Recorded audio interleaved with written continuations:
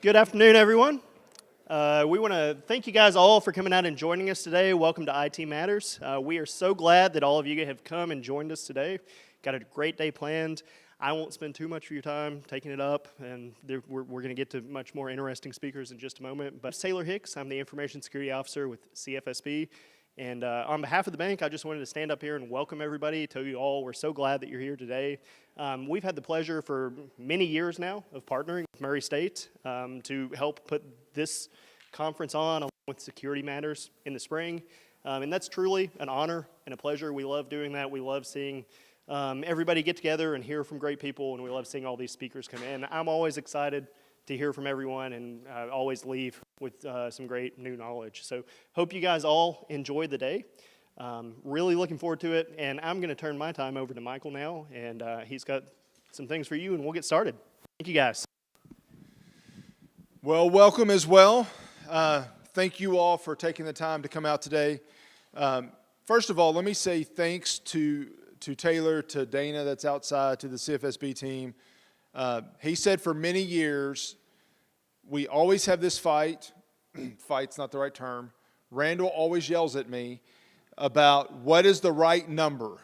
So this is the 9th annual IT Matters conference. So we've been doing IT Matters now. This will be the 9th year, which is hard to believe that it does not feel that long that we've been doing IT Matters. Security Matters has been about twice that long.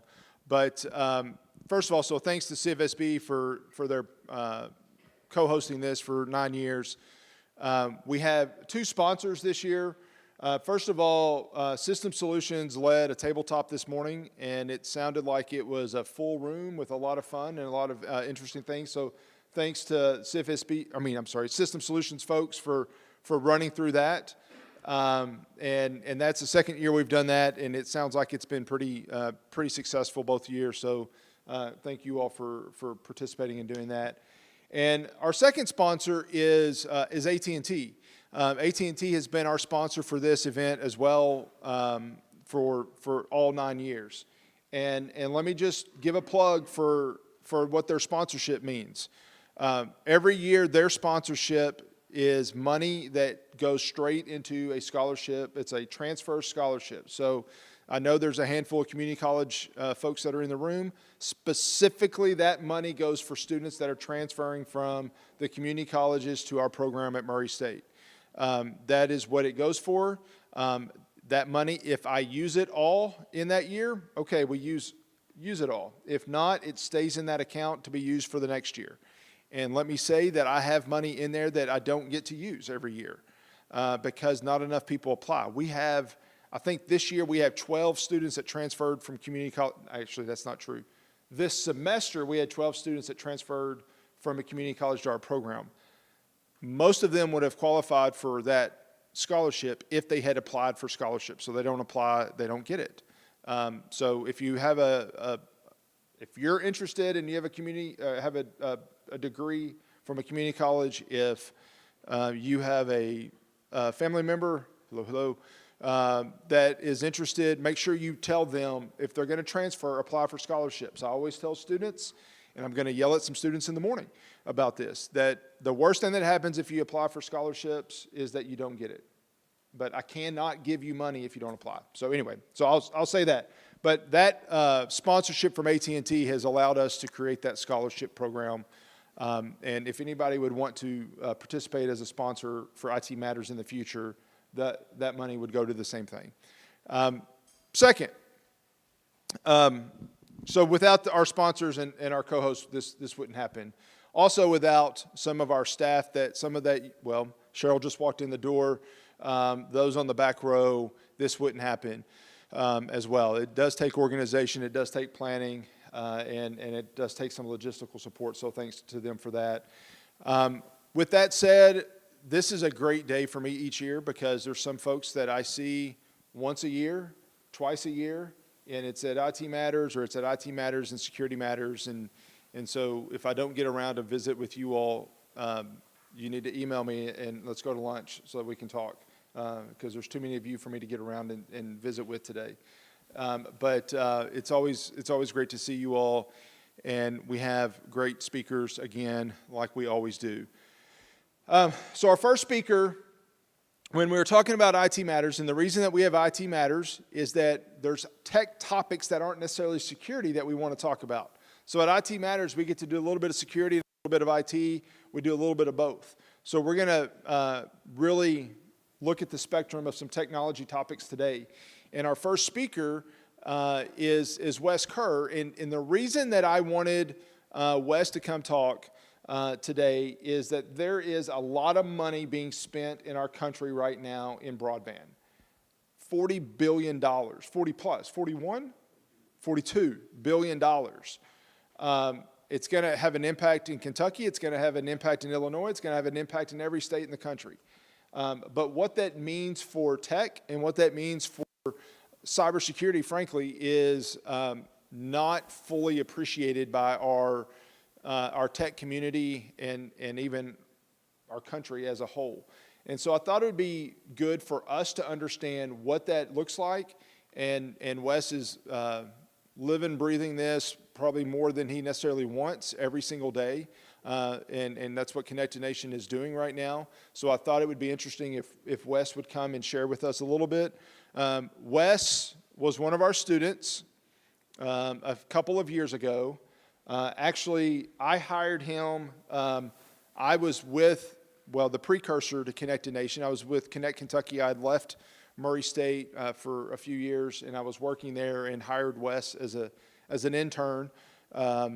2005 and spring of 2005, and he quickly was stolen away from me because he could do a whole lot more than what I wanted him to. And so other division within the company stole him, and he has been at Connected Nation ever since, and now leading community solutions, the director of community solutions for Connected Nation. So Wes is a fantastic guy. Even though he did leave Murray and move to Bowling Green. That's okay. We still love him. But Wes, I'll turn it over to you and let you share a little bit about what's going on in the world of broadband.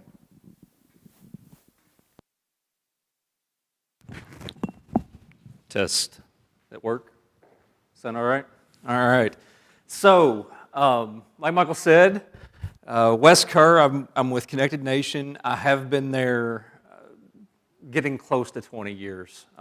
And in that 20 years, have had the opportunity to be involved with a lot of different projects.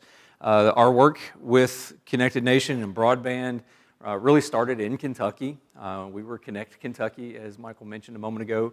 And our whole goal was to say, okay, well, where is broadband? And broadband, the definition of broadband, we could probably have the amount of time that I have, for sure, we could take the amount of time I have to speak to you all today and debate what the definition of broadband is. The federal government could even debate on what Congress, all of them. They could all have a debate over that. But at the core of all of this was, and to give credit to Michael and Murray State, a project that had started at Murray State that just said, what does broadband look like? What physically, on a map, where is broadband service available? And at the time, broadband was still even being considered, like 768. We were looking at some really low numbers. We did all this work. We worked with providers. Any providers in the room? Show of hands. Broadband providers. All right. Actually, I'm going to call a timeout. Students, hands. All right. Industry. All right. Got a better feel. All right. So, what was broadband? Where is it at? Get all the providers in a room and see if you can't start a fight, because that's what it was like, and still is to some extent today. Get the local telephone company in there, get the cable company, get one of those cowboys that puts wireless systems up, get them all in a room together and have them tell you where their services are available. It was a nightmare. Michael can attest, because he was trying to get that to happen for the better part of the last decade following that. That was what my role was. Talk to the providers, find out where they have service, let's put it on a map. And so Connected Nation, over the decade plus there after that, took some of the work that Michael and Murray State was doing, expanded that. We went from being Connect Kentucky to being Connected Nation because it's really hard to do a broadband map in Tennessee and still be called Connect Kentucky, and or North Carolina or Ohio or the many other states that we've operated in over the years. Since then, though, we have continued to just kind of keep pushing that envelope. So what is broadband? In broadband, the definition has changed time and time and time again over that past nearly 2 decades that I've been a part of this. And the conversation just keeps going. Okay, we're just pushing a little further. What technology is going to get us there? I can remember the day that Bell South was bought by AT&T, and it was all final and passed. And I remember we were pretty excited as an organization because there was a guarantee that 80% of all Bell South customers would get 1.5 meg DSL out of that deal. Man, what a day, right? We were excited about that. Here we are today. When we talk about broadband, most of you would say look for fiber. And the definitions, again, kind of depends on who you ask, which part of the federal government. But all that said, that's kind of where we got started. So, Connected Nation, national nonprofit. I'm just going to read it for you because I know most of you might have trouble here.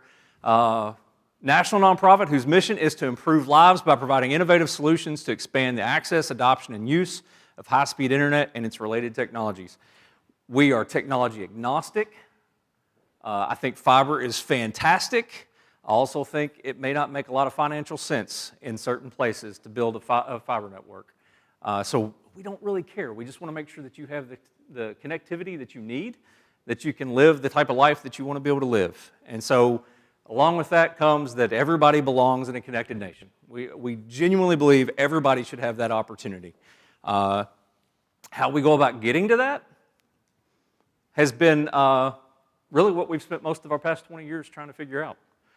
Lots of different models to get connectivity out there, but we kind of look at it in this, and I mentioned it just a moment ago, access, adoption, and use.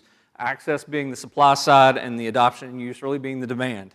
For many years, we've got a lot of fantastic private industry companies out there building out networks, honestly building to places I still don't understand how they built there.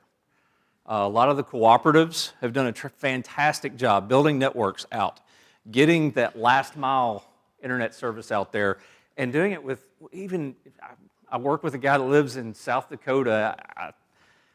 He's got fiber because of the co-op. And he'll tell you, I still am not real sure how we're, as a co-op member, paying for this. But that has been what's the return on investment?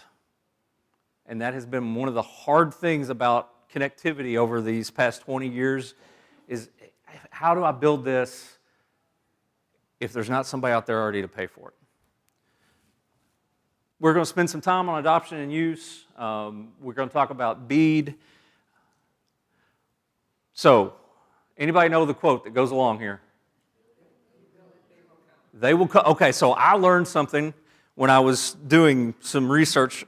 The quote is actually, if you build it, he will come. Anybody knew that? Did anybody in here know that? Yeah, got a couple people. I always thought it was, if you build it, they will come. We're going to go with, if you build it, they will come for today's purposes. This was kind of, there's been a lot of folks who said, if you build it, people will use it. Just go out there and spend your private dollars, and this was what we've said to the industry for many years. If you build it, people will start using it. They'll use it. And in many cases, I think people have. But the other side of what Connected Nation does, and a lot of other organizations around the country, is helping people understand what you can do with your service. What is it you're going to do with this connectivity that you now have? If you've lived your whole life and been disconnected, you don't really understand why internet matters. If all you've understood is that, well, I can get some email, but I can do that on my phone, all this connectivity doesn't really matter. So again, lots of unique and innovative solutions to get people connected. But this idea of if you build it, they will come, was what was pushed at the industry for years.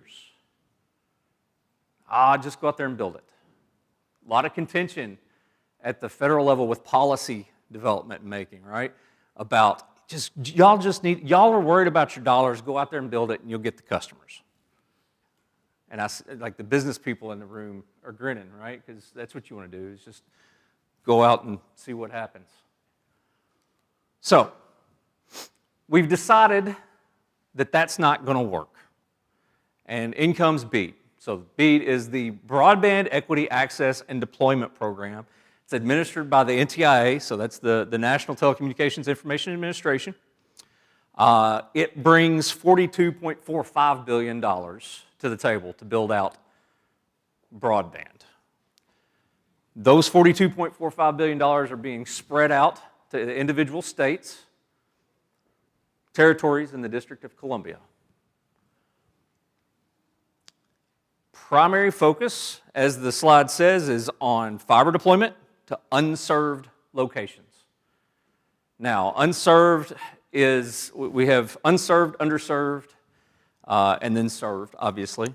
If you are below 25, if a location in this country has less than 25 by 3 service available, it is considered unserved. Anything between 25 by 3 up to 100 by 20 is considered underserved, and then everything over 100 by 20 is considered served. So these dollars are designed to go and fill in every location in the country, every last one of them, with 100 by 20 or greater, essentially. Give you all a second to think about that. This is a big country. You can go west of here and you'll find great network, because West Kentucky providers have done a fantastic job of going out and getting federal dollars to build out where they could. So grant money that has already been spent in this part of the state. But you go look, and without those federal dollars, it wouldn't have happened. Go drive around the bottoms of far western Kentucky. Go drive around where my wife was born and lived. It wouldn't happen. Fiber is expensive to build, in case anybody's wondering. So, this BEAD program started out, the NTIA said, okay, we're going to give every state the ability to essentially make a decision about what needs to happen in your state. The FCC is going to go out and they're going to determine what locations are unserved, underserved, and served. And then once you've got that, then the state can decide what they're going to do with it. So the states went out, they were given, I'm trying to think the timeline there, they were given about a year to do what was called a 5-year plan. So every state in the country, every one of the territories, the District of Columbia, they all started establishing offices and saying, okay, what are we going to do with when the money is here? What are we going to do? What are the needs? I probably saw some of you all early last year. I helped the state office go around and ask questions about what are the needs and where are there problems with connectivity, and who is it in your community that has problem getting the connectivity or using that connectivity. They developed a 5-year plan from all of that type of information. Then the federal government came back and said, well, we appreciate your plan. Here's the number of locations in the state that the FCC says are unserved, and here's how much money your state is going to get. So every state got an allocation, and we'll look at Kentucky specifically here in just a moment. But they essentially went through and divvied up with that $42.45 billion where that's going to go. The most of any state is Texas with $3.3 billion going there. Spoiler alert, $3.3 billion will not build out the entire state of Texas. What's remaining? It's a big state. If you ever met anybody from Texas, they'll let you know it's a big state.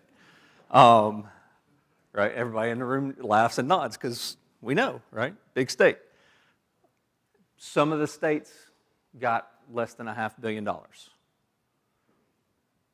But your primary focus in this process, again, is unserved locations, fiber deployment. secondary, underserved locations, and the third being community anchor institutions. So you got to work through those in order. The state has to have a plan for how they're going to build out and cover all the unserved, and then the underserved, and then the community anchor institutions. For states, I'm intimately familiar with Minnesota. They've got a $615 million. They're to the point where it is the most remote locations in the state. That $615 million will go relatively quickly. They don't anticipate even getting, they'll hit some of the underserved because you can do the way the rules are, they'll be able to go to underserved as they're reaching into unserved locations. But $615 million won't get where they need to go. So, timeline. Right now, so most of the states got their allocation, or know what their allocation is. They got their 5-year plan approved. Then they had to go through and write an IP Volume 1 and an IP Volume 2, which essentially said this is how we're going to go out. We're going to administer sub-grantee processes. This is the plan for doing a challenge process. Every state had the opportunity. Most have finished a challenge process, which said, here are all the locations in the state that the FCC says are unserved, underserved. Tell me provider X, tell me county Y. Individual citizens couldn't challenge, but you could submit, in some instances, speed tests and things like that that could be submitted on your behalf.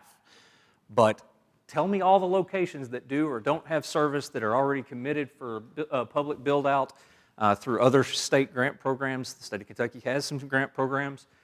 Try to mesh all of this disparate data together so that we can come to a point where we say these are the locations in the state that need broadband.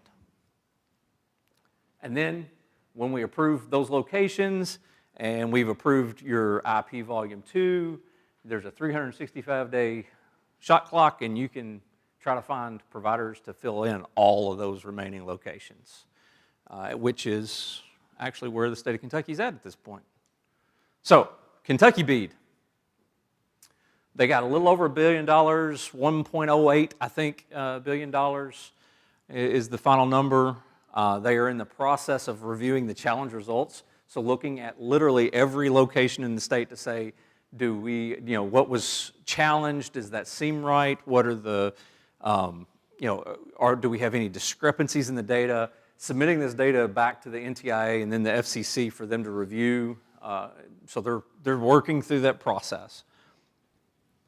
They're also developing the grant application portal because, again, once they received approval of their plan, they have a 365-day shot clock to then go through a sub-grantee selection period, which is literally saying, provider X says, I'm going to build these locations in the state, and going, okay, you said you were going to provide it, and they said they were going to provide it. Who gets these locations in between?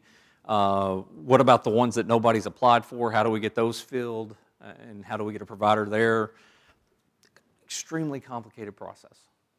It's federal government.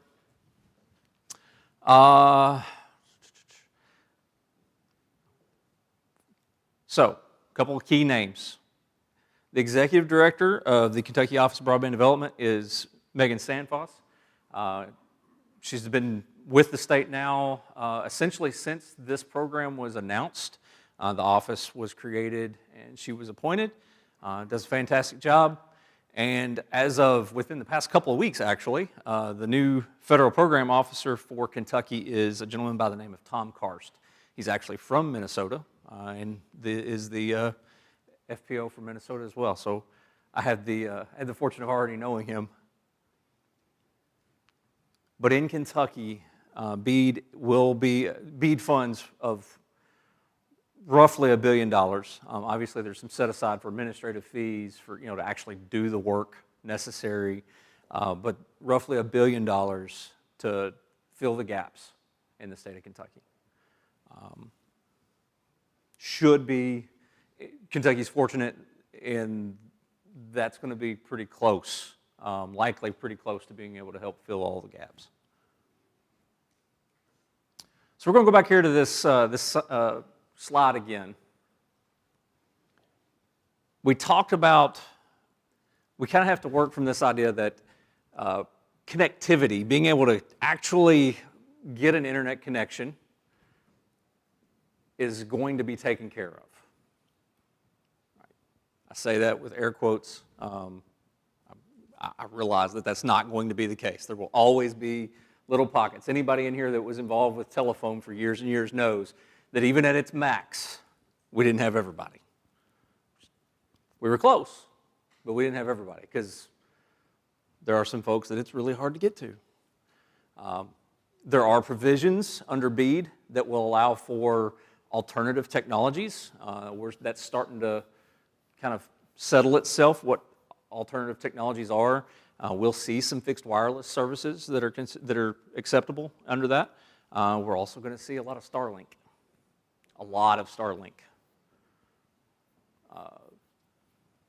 It can get places nobody else can get to, and offers, for most, the average, it offers us pretty solid service. So, supply side, connectivity, the access piece. So, as a part of all of this funding, there was about $2.75 billion set aside for this demand, the adoption and use piece. It's called the Digital Equity Program. Quite honestly, maybe the more important part of this, it's the part that all of you can play a role in, is the digital equity side. Providers are going to go out and they're going to build it. We're going to be very hopeful today that it's just going to happen. Everybody's going to end up with internet connection available to them, right? Affordability is a big conversation in that, but everybody's going to have service. But I would guess it doesn't take you long to think of people in your life, or and who you interact with even on a daily basis, that it doesn't really matter if they have an internet connection because they have no clue what to do with it, or have no idea of what is possible with it beyond maybe an email and a little bit of Netflix and whatever else. So this idea of adoption and then the use of that is something that's extremely important. And again, today I would spend my time interacting with you all on this idea, right? As an IT industry or as IT professionals across a number of different industries, this is the part that impacts us the most, and probably you have the ability to impact even further. Digital Equity Program. So there are 3 different types of grant programs here. All the states got money on their own. That's the State Digital Equity Planning Grant. So they got money to just go out and make a plan. Hey, we are going to help with digital equity like this, and wrote a report and turned it into the NTIA and got approval of that report. The State Digital Equity Capacity Grant, that's not started. That's a little bit into the future, but this will be them applying for money to say, hey, here's how we're going to implement that plan that we gave you. And then the Digital Equity Competitive Grant Program, this is a grant for essentially $1 billion of that 2.75 is a part of the Digital Equity Competitive Grant Program. It just, September 24th, I think, was the deadline for those. It was a free-for-all. Nonprofits all over the country were applying to say, hey, here's how we can help people with digital equity needs. Connected Nation, we are a partner on a bunch of different grant applications, but we submitted a grant application, one of which would actually cover this part of Kentucky to bring digital literacy training and a whole slew of other services to the community. And it's focused on a number of different community groups, unserved populations, underserved populations. But the idea behind the Digital Equity Program are these big, bold letters here, funding opportunities to provide inclusive access and empowering communities. And focused on, much of Western Kentucky is a part of these communities just because it's considered rural. And rural was one of the population groups that it was interested in. All right, That's where we're going to start talking. We're going to start talking. What is the digital divide? Anybody? The haves and have-nots. Okay. I like that. Should have made her wait with that response. Okay. So have and have-nots of what? Internet. Okay, what else? Technology in general. For years, we've talked about the digital divide being access to internet, that physical connection. And it became remarkably clear in 2020 how big of an issue that really was. Because if you had kids or you had a job in 2020, there's a really good chance that that internet connection became paramount in your life. But then we started getting smart and going, hey, once we close that divide, the digital divide, it didn't go away. Right? So what are some of the problems, what are those gaps that you think maybe currently exist or are moving into the future? Okay, yeah, just that digital literacy piece, right? What else? A lot of people in the room. Got to be some ideas. Yeah. Availability versus adoption. What else? What's that? Yeah, just having a device, a computer. I would argue having a computer, right? Again, if you have kids that are trying to finish homework, that thing is terrible. It can be done, but it's terrible, right? So having those devices, having the skills, having the technology, so the connectivity necessary, that skill piece is going to be the one that hangs around for a very, very long time. What kind of skills do you think there's a divide in?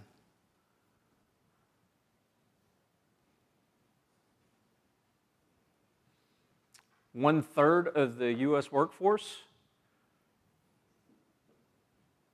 employers say that one-third of the U.S. workforce lacks the skills necessary, digital skills necessary to do the job.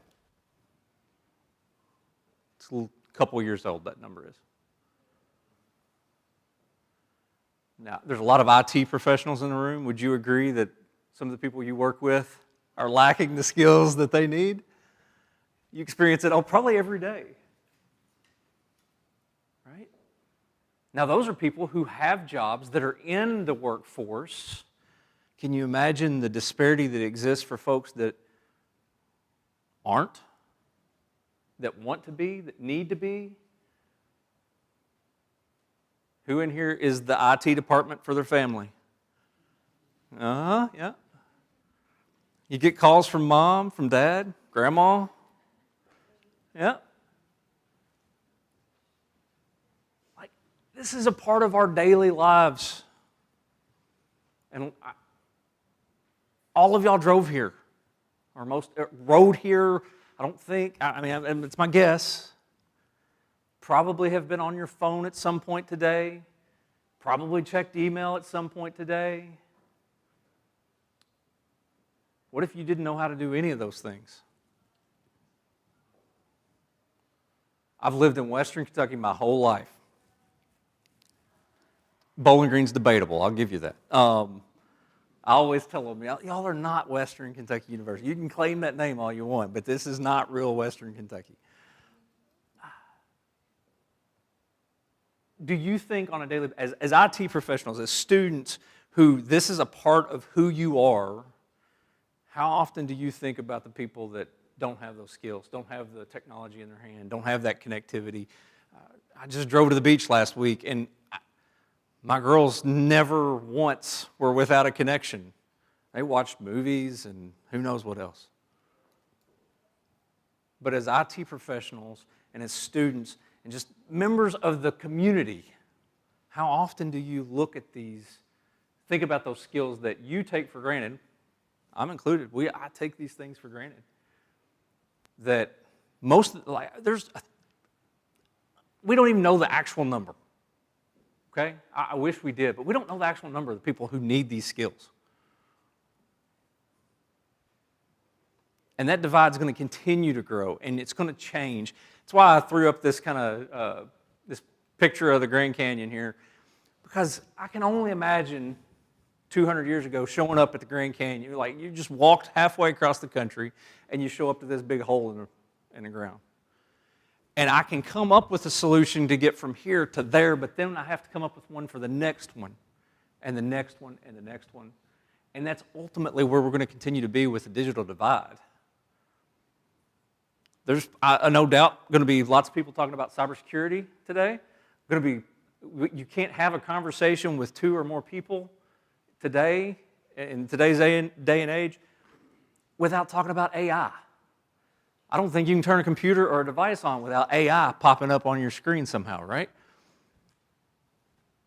If you don't know, if you can't use a computer, how in the world are you supposed to compete with somebody down here who knows how to use a computer and can effectively use AI tools? Good luck getting that job. And we're not talking about we're just talking about bare minimum. Go to McDonald's. If I can't use a computer, I can't even order my food. And it's so easy. It's so easy for us to take it for granted, what's going on around us, the needs that are around us. But that digital divide is going to keep moving. I think AI will be the next big digital divide, because that's a platform that's just growing so quickly and at such a rate that it's nearly impossible for people who are in the field, who want to keep up, let alone those who don't have access to those skill sets and training. So, technology innovation. What are the next innovations that you all are excited about? I've already mentioned AI, so I'll get that one off the table. Anybody in here in the healthcare industry? Any innovation that you're excited about? Okay. Nothing in particular. Just telehealth in general. Right? But again, skill sets necessary for my 93-year-old grandfather to use telehealth. He gets, it's on your chart. Yeah, anybody heard that? Oh, I'm looking for those results. It'll be in your chart, and we'll give you a call in a couple days. It's in your chart about 30 minutes after you see the physician or the practitioner. You might get a call in 72 hours, right? Because they're busy people. What else? What other innovations? Quantum computing. What excites you about quantum computing?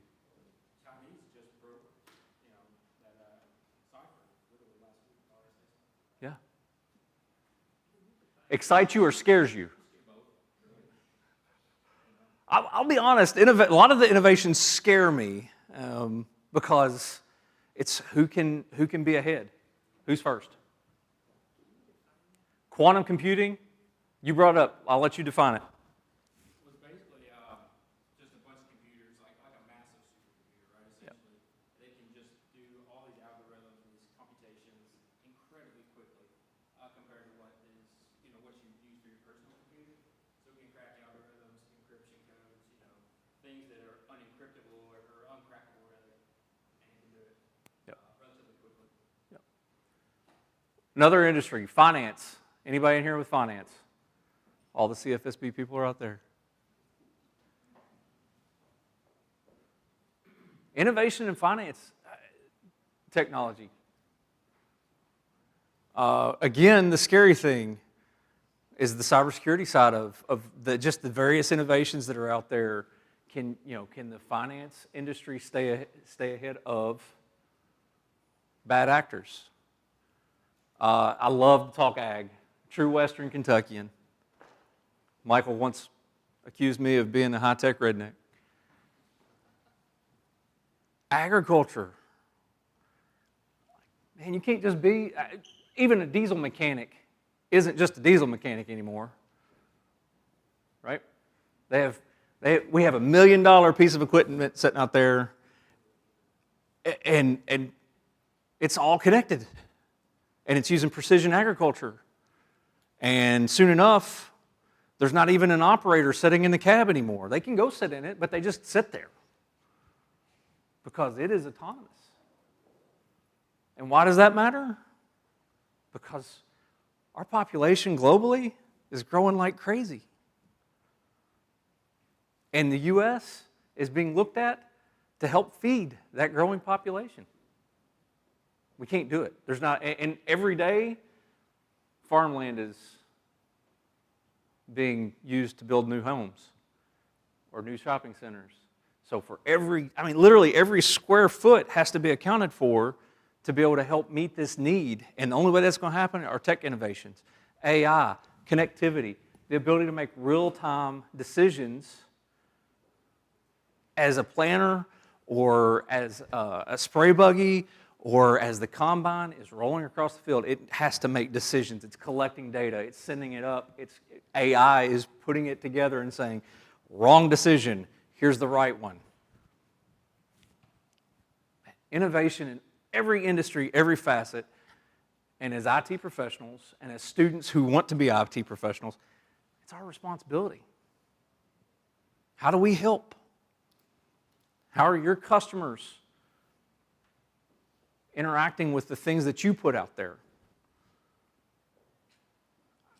I haven't always, but it's our responsibility to try to find how we can help those folks be active members of the society that we're building. We're already a part of it in many cases. But as I leave open for Q&A, how do you do that? What's your role? What do you think your role is? Questions?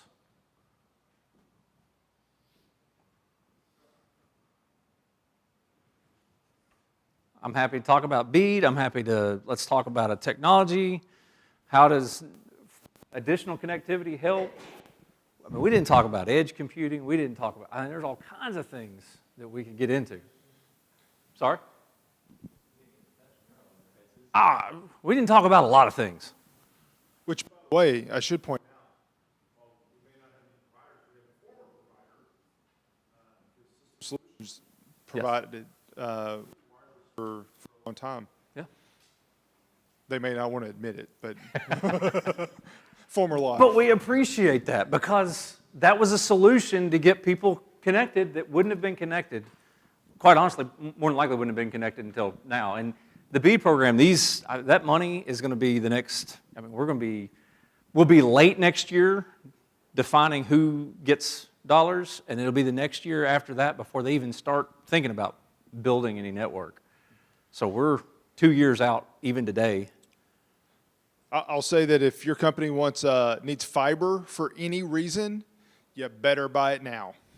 Yeah. Because it's going to be hard to find. Yeah, we went through a slump about a year and a half ago where we were about 18 months out on just buying the glass, being able to get the actual fiber.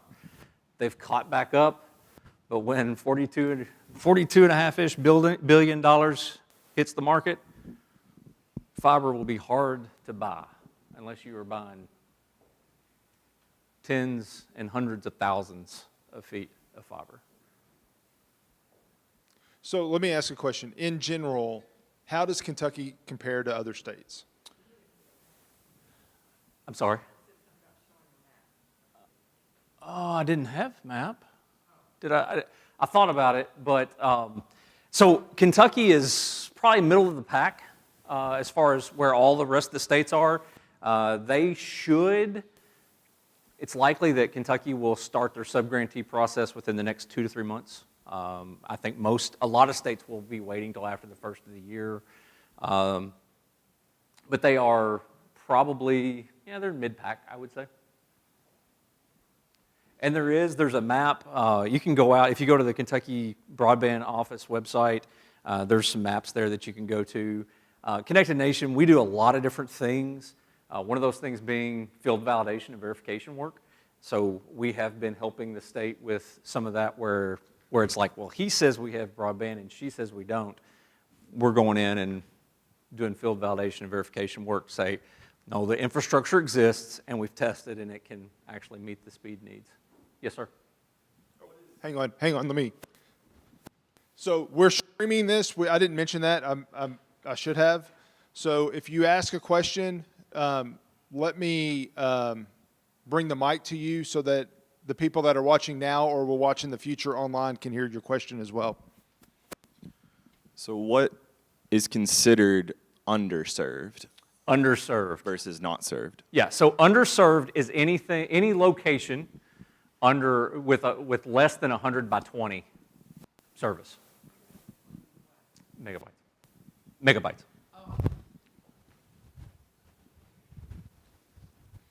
And that is available, not what you're choosing to adopt. Yeah. Yeah, so, and they're, the general public would go, well, I only subscribe to a 50 meg connection.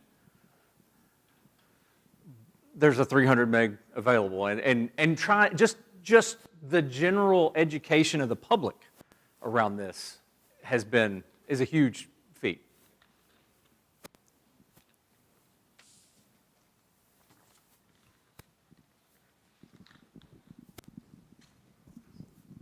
Where has the Kentucky Wired program gotten to in the state of Kentucky in its rollout? So that's a great question. Kentucky Wired is a program that started 2017, 2016 even. Michael, I think you're calculating and thinking. It's been a while. It's been 10 years. Has it been? Because it was 4 years of first Bashir, 4 years of Bevan, and then it happened in first Bashir. So Yep. that's 9 or 10 years ago. Yep. So Kentucky Wired, totally different, totally separate from what the Kentucky Office of Broadband is doing. They, I believe, have completed their loop. That loop of fiber around the state is built from network that they built, and then partnership with a number of providers to fill in, to finish the loop. In fact, I think in Western Kentucky in particular, they partnered to help build, complete that network.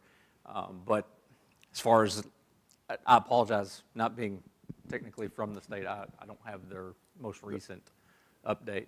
Michael? I think in West, MuniNet was the partner, and somebody I might think know that's that right. better than me. Yeah, I think that's right. Is the partner here. I know that higher ed is going to be, their network is planning to be on it. And I thought, like, we're working on the transition now. Some schools have been or are transitioning for a general user. I think it's a little time out. I had heard, I don't want to say the company because I don't know if it's official, but I'd heard the name of a company that was going to use it to work with K-12, and that was in process. So I think they're finally starting to get some real customers, but I don't know that they have, very many, if any, right now. Yeah, and I think some of the early customers ended up being in the Lexington, Covington area. A little bit further east, they built quite a bit of network because there was nothing. And so I think there are some earlier customers in that area. I think maybe. The other ahead. part is a lot of the money, Congressman Hal Rogers came up with some federal match to help build it early on. So between the central ring, the Golden Triangle ring, so to speak, getting a lot of money or a lot of attention early on, the second tier was in the east to show progress to get that matching federal money. So I think what Wes is saying, I think that's true. I think there's been more work central and east than in the west just because of the need. I mean, frankly, if we're using Uninet as a partner, we already had it. So that need wasn't as big in the West. Other questions? It's quiet. I wasn't as fun, I know, but it is. I appreciate everybody's time today. I appreciate everybody being here. Certainly, Murray State, CFSB, and the partners, AT&T. We work with AT&T on their philanthropy side. In fact, I didn't mention it, but over the past couple of years, Connected Nation's been engaged with digital equity and training all over the country.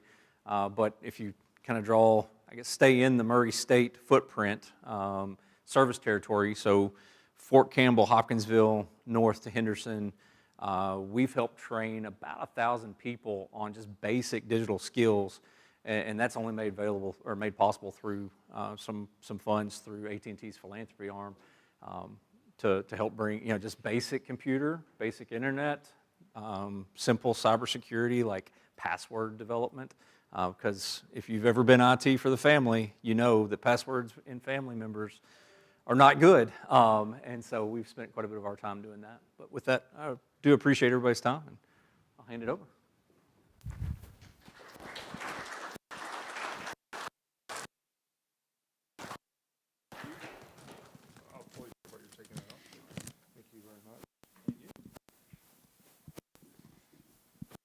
All right, I'll let you put that on, and then let me do a little introduction for you.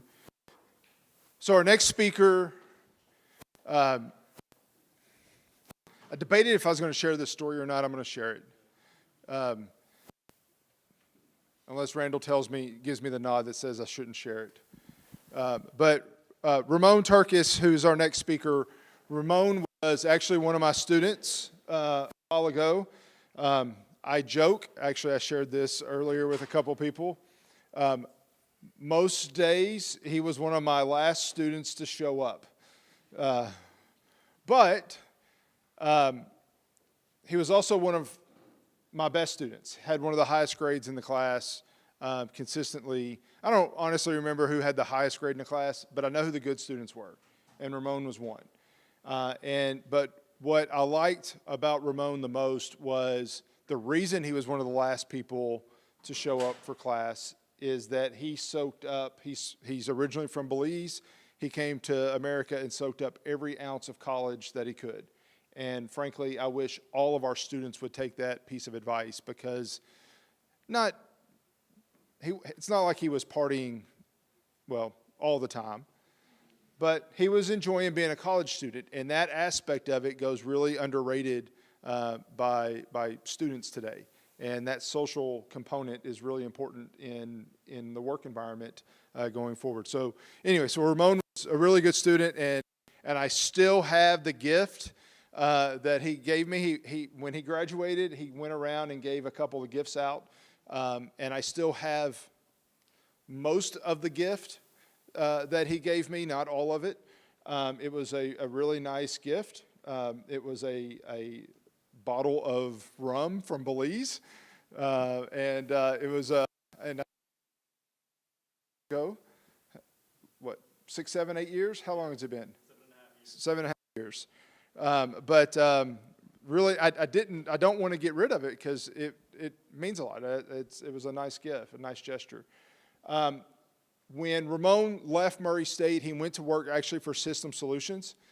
He is now in Nashville at 1111 Systems and focused on cloud. And he's a cloud architect now, helping companies plan for the cloud.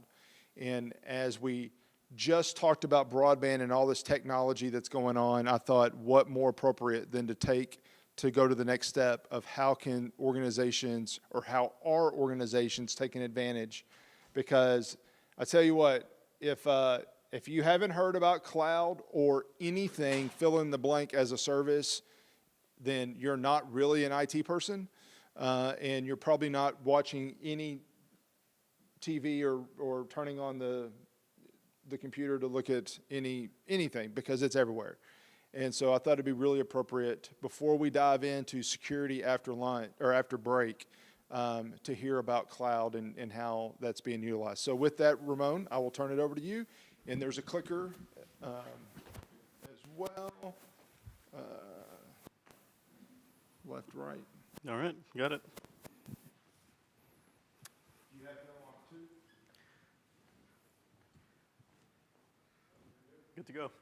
Good afternoon, everyone. My name is Ramon Tercios. I am a network architect at 1111 Systems. I'll explain all of that in a few, including my name. I'm kidding. But yeah, so Wes Kerr did a great presentation just now about, the way I look at it from a network engineering standpoint is you have a very, very diffused network, very large spaces, and you're deploying these things called eyeball networks. It's a slang that network engineers use. It's basically networks that are used to lay your eyeballs on, like Facebook and Yahoo and all this stuff, right? It's just consumption-based internet connections as opposed to transit and other types.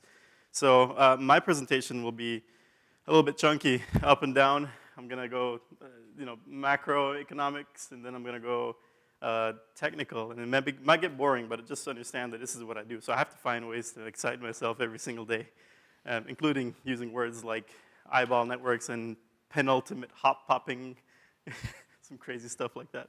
But yeah, so we'll talk about architecture in the cloud from a network engineer's point of view, and we'll talk about the internet too, because it's kind of a wild world out there. So let me see if this pops up. Oop, it does. That's cool. Yeah. So can you see that? Also the wild west we call the internet. All right. So a little bit about the cloud. I guess the cloud can be defined painfully generically as someone else's data center. I guess everyone's heard that, right? It's kind of like the way people describe it.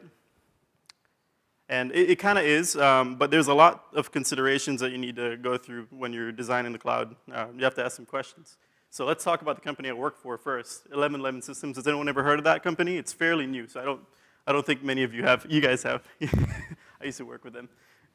So 1111 Systems is a global cloud service provider. They've got about 30 locations across the world.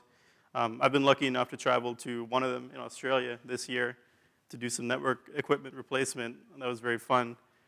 And they provide services such as backup as a service, disaster recovery as a service, managed infrastructure as a service, so VMware-based cloud computing for people who don't want to host their own servers in their offices. And now we're doing connectivity solutions. So we're doing last mile. We're connecting people to the cloud. So people who have offices that want to connect to AWS resources, for example, they use us to do that last mile connectivity. We provide the best possible connection so they can have predictable performance. That's the main thing, right? Because the internet is the wild west. From a network engineer's point of view, it's very hard to control. So yeah, this is what we do. DR as a service, backup as a service, IaaS, connectivity solutions, and we're, as of this year, we are a VMware Pinnacle partner. So that's we have 12 of those in this country and then about 100 across the world. And that just means that VMware tightened up their program, their partner program, and they eliminated a lot of people, but we made the cut. So we are a cloud service provider of VMware. We've got good clout because of that. So yeah, cloud. Someone else's data center, ours. And my job is to help design and optimize the network infrastructure for all these data centers. We have a small team. That's what we do. So cloud economics. Let's talk about money. People are spending about $500 billion a year in cloud currently. That's a big number. Not all of it's going to 1111 Systems, but we're trying to funnel it through. It's up about 2 times since 2019, which is impressive growth. That's 26% compounded annually. That's crazy. I hope the future's like that. And it seems like the future is going to be like that because we expect it to be $2 trillion a year by 2030. That's 6 years from now. That's a bunch of money. That's like double the market cap for Berkshire Hathaway right now. And that company's been around for 1 billion years. So it's good stuff. And the kicker to all this is that only about 30% of the workloads like the server workloads in companies have been moved to the cloud so far. So I expect good growth in job security for the next few years at least, I hope. Money, money, money. And then I also repeated it at the end, yeah. All right, building the cloud. What are the considerations for building the cloud? So I'm gonna approach this from a network engineer standpoint because that's how I work. I work in Cisco switches and routers and firewalls all day. So, the first question we ask when we're building the cloud is, what kind of services are you gonna offer from this cloud? That determines the rest, right? So what are you gonna sell? What product are you gonna sell? So we talked about what we sell earlier, backup as a service and DR as a service, infrastructure as a service. So depending on what your cloud's gonna do for your customers, you need to start thinking about your hardware, right? You need to start thinking about your connectivity solutions. So for example, I'm gonna skip forward. This is a screenshot of a Grafana graph that we have. So we use Prometheus to collect information on our network equipment using SNMP polling. And this is what an internet connection, or many of our internet connections to one of our data centers looks like on a weekly basis. So you've got these peaks and these valleys up and down. These different colors are different internet providers. So you can tell that this one's favored by a lot of people, this blue colored one, right? And you can tell that it's also peaking at 10 gigabits per second right here. You have these almost tabletop-like flows. If you zoom in on it, you'll see more flat looks, more flat lines. So this is not so bad because it's disaster recovery and backup as a service. This is what this pod does. We call it pods. We call our little data centers pods throughout the world. Not a big deal. There's some packet loss there, but these programs like Veeam and Zerto are resilient for that. They can handle it. But just look at the amount of traffic. That's impressive. From a network engineering perspective, we're pushing like 50, 60 gigs to this one router here. And yeah, I love to look at it. And you can also tell, because it's a DR and a backup service pod, that this top half right here is what we're ingesting from customers. And this is on a nightly basis. So you can tell, because it's a US-based data center, that people do their backups after hours because they don't want to affect their network performance during the day. So you can tell a lot by numbers. We look at this stuff all day just to make sure things are working okay. And yeah, that's it. It's really interesting. We don't have a lot of upload. You can tell we don't push out a lot of data. Maybe a little bit right here. Someone's doing something at night, I'm not sure. But yeah, so that's what we do. We look at that stuff and we try to find ways to optimize it. So I found this a few months ago and it turned out not to be a big deal because we're not seeing performance degradation. It's just being maxed out. So back to the questions. What services are you gonna offer? Talked about that already. Next question is, who's gonna be your customer? That determines a couple things. Your customer base needs to be close to you if you're a data center because you need good performance. You need good connectivity options. You need to be able to get to them easily. You need to be able to have low round trip times. And also, data regulation is a big thing. We have a department for that, but I have to know about GDPR and Privacy Act and all that stuff, right? So these governing bodies protect your data. We have to be aware of it. We also have to keep your data in the same region that it's going to be consumed. So for example, our Amsterdam location, we have to follow GDPR because it's a European country. So yeah, I have to do yearly training on that and I hate it, but long PowerPoints like this. So yeah, who's going to be your customer? That determines where you put your data center physically. And then the next question is tied into that too, is how will they access your data center? So most of the time, you go to data centers like Facebook, that's hosting a data center. You go through the public internet. It's a highly accessible, extensive network that everyone uses. But the problem with the internet is that if you're a company using that resource to get to your data center, it's unpredictable, it's slow, it's high latency sometimes. So some companies want to pay the premium and they want extra connectivity options. So we have to make sure we pick a data center that has carriers coming in that give us a variety of connection choices, and also we have to have options to give connectivity through more premium methods such as dark fiber and MPLS connections and all that stuff. Cross connects is what we call them. And the last question is, when you're building a data center, you have to think about scalability. spend some extra money on some extra ports. When you're picking network equipment, you have to make sure that you can grow because you don't replace this equipment every year or two. It's very expensive and it's a very hard process. I just came off a 72-hour marathon this morning, of replacing all the equipment in our Melbourne data center. I'm tired. So, by the way, like 90 seconds of downtime max during that entire maintenance. It was impressive. We counted. So, yeah, scalability, that's important. We talked about that, and then we're going to talk about other considerations. So, your cloud data center needs to be resilient.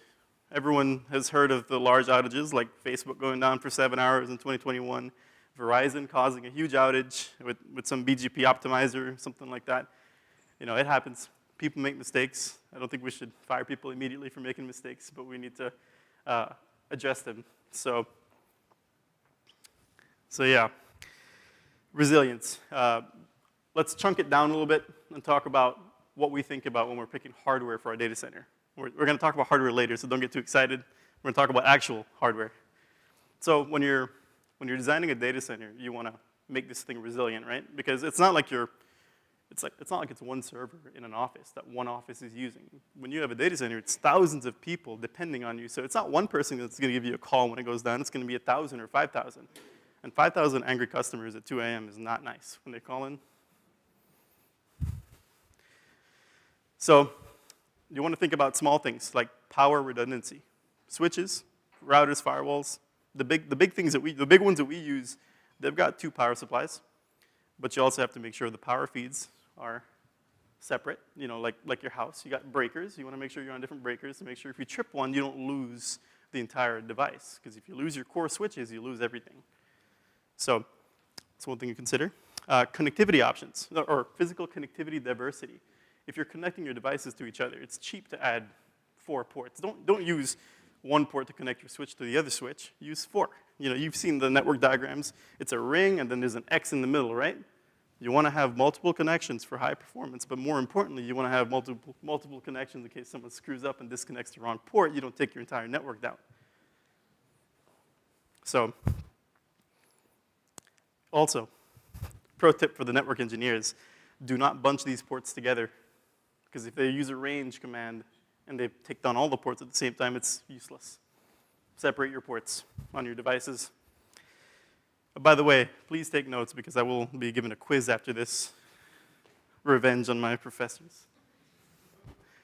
So, power redundancy, connection diversity, and physical separation of hardware is the last one. Yeah, so if you have the real estate in your data center, if you have multiple cabinets, you can split your core hardware on or throughout, right? Separate them if you can. That way, in case your data center engineer is walking around with a cup of coffee that they shouldn't have in their hand and they trip and they spill coffee all over your 2 core switches, you're not dead in the water because of that. So let me know how the data center turns out. Performance, yeah. So internet connections, they're huge. You can go, like I'm from Belize. You know, I've thought about opening a data center there for some reason. I don't have the money, but I mean, I would like to. It would be a very big challenge in Belize to open a data center because we don't have a lot of internet options there. We can have all the compute and storage and be ready to host all these beautiful servers, but we can't connect it to anyone because there's like one ISP there. So like, how do you get that challenge to go away? I think we just need maybe a more competitive market, maybe more internet connection options, maybe some international equity can come in and do that for us. So that's the question, right? How well connected can your data center be? You can put $1 billion in your data center, but no one can reach it because you got one connection and it went down last night. So well-connected internet peers, sorry, I'm gonna give you my back. Well-connected internet peers is the way to go. You also want to make sure that you understand who your customer is gonna be so you can connect to them efficiently.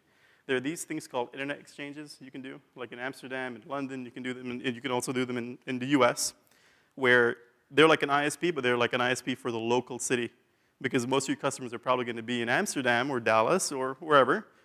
You want a very efficient, fast way to connect with them, because data transport is expensive.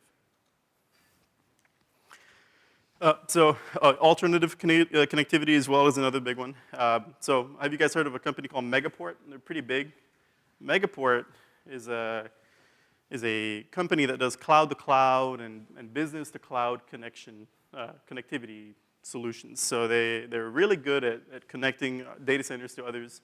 So we work with them a lot to connect our own data centers to each other and also our customers to us. It's not internet connections. They're dedicated E-lines and E-LANs.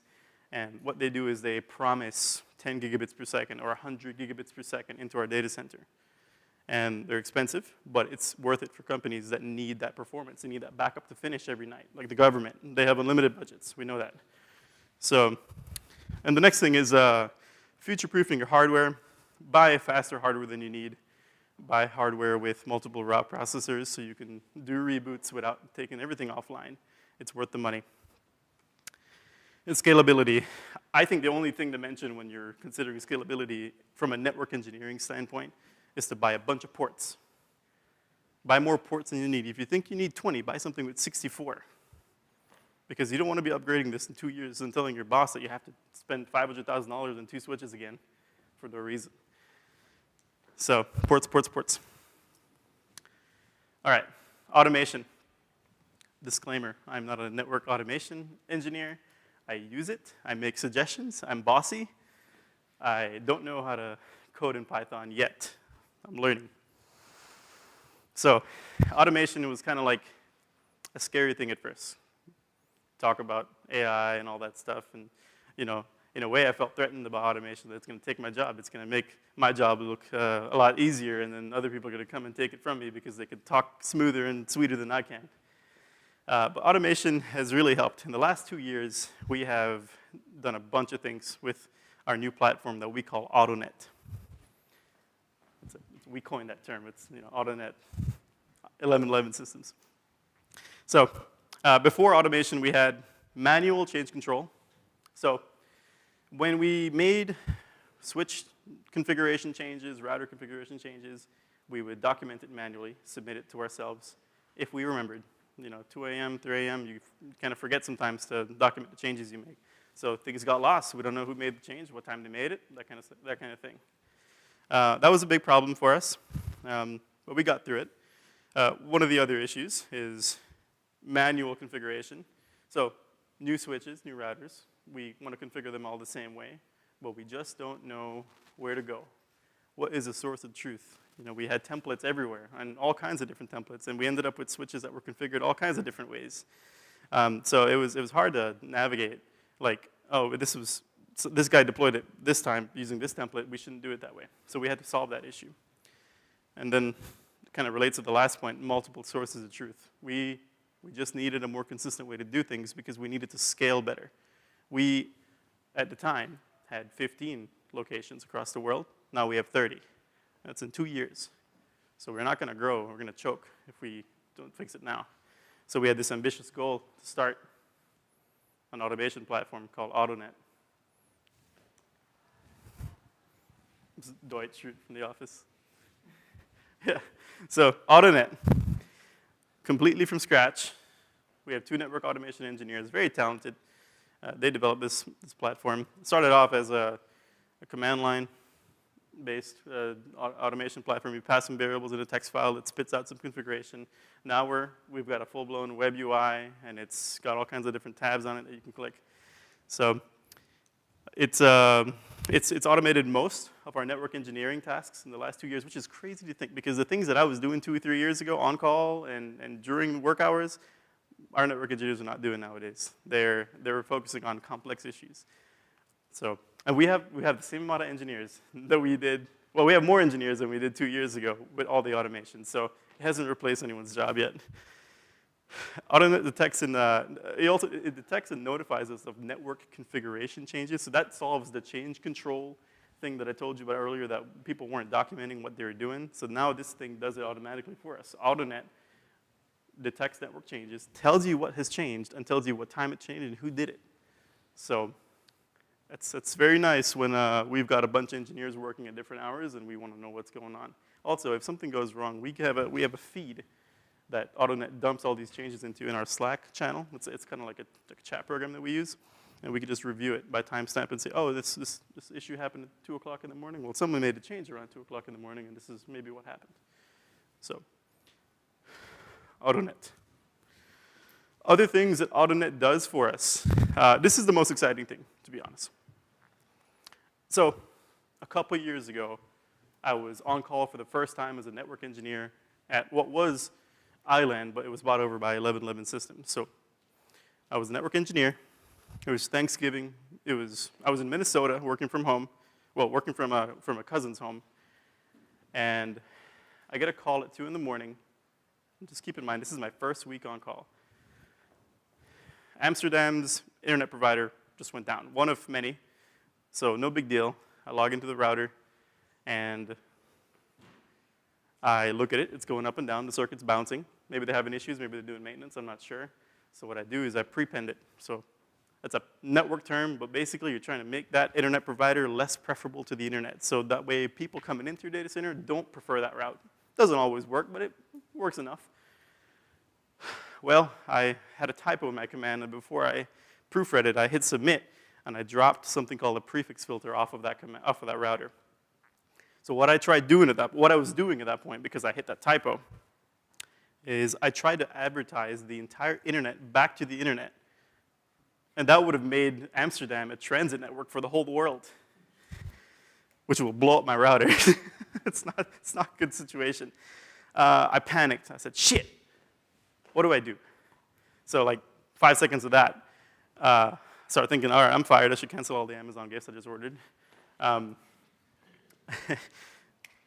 I immediately checked the status of the BGP peer. It's down. I said, okay, that's good. One of many, but it's down. It looks like they shut me down. The internet provider caught that and shut me down. So I call them and they say, oh yeah, we noticed you try to advertise a million prefixes back to us when you only are allowed to advertise 90. Sorry. I told them, okay, the issue's fixed. Haha. Please bring me back up so I can go back to sleep. We fix the issue. I call my boss, because he always told me, if you're going to fail fast and make sure you let me know. So I told him, hey, I failed fast for the first time on my first week. He says, haha, well, when you're back at work, I want you to write a summary of what went wrong and how you're going to fix it going forward. So that was like, I took an hour to write that down, and I was, by the time I got to it, I fully understood what I did wrong. And my suggestion was, I'm not going to make a mistake like that going forward. I'm going to make sure I proofread my work, but I think we need to start automating this stuff, which was already in the works, so it wasn't a new idea, but it was a good idea. So AutoNet now does that automatically for us. AutoNet monitors routers with different internet connections, and if an internet connection is bouncing, AutoNet prepends that internet connection and makes it less preferable to the world. It doesn't take it down, it just makes it less preferable to the world.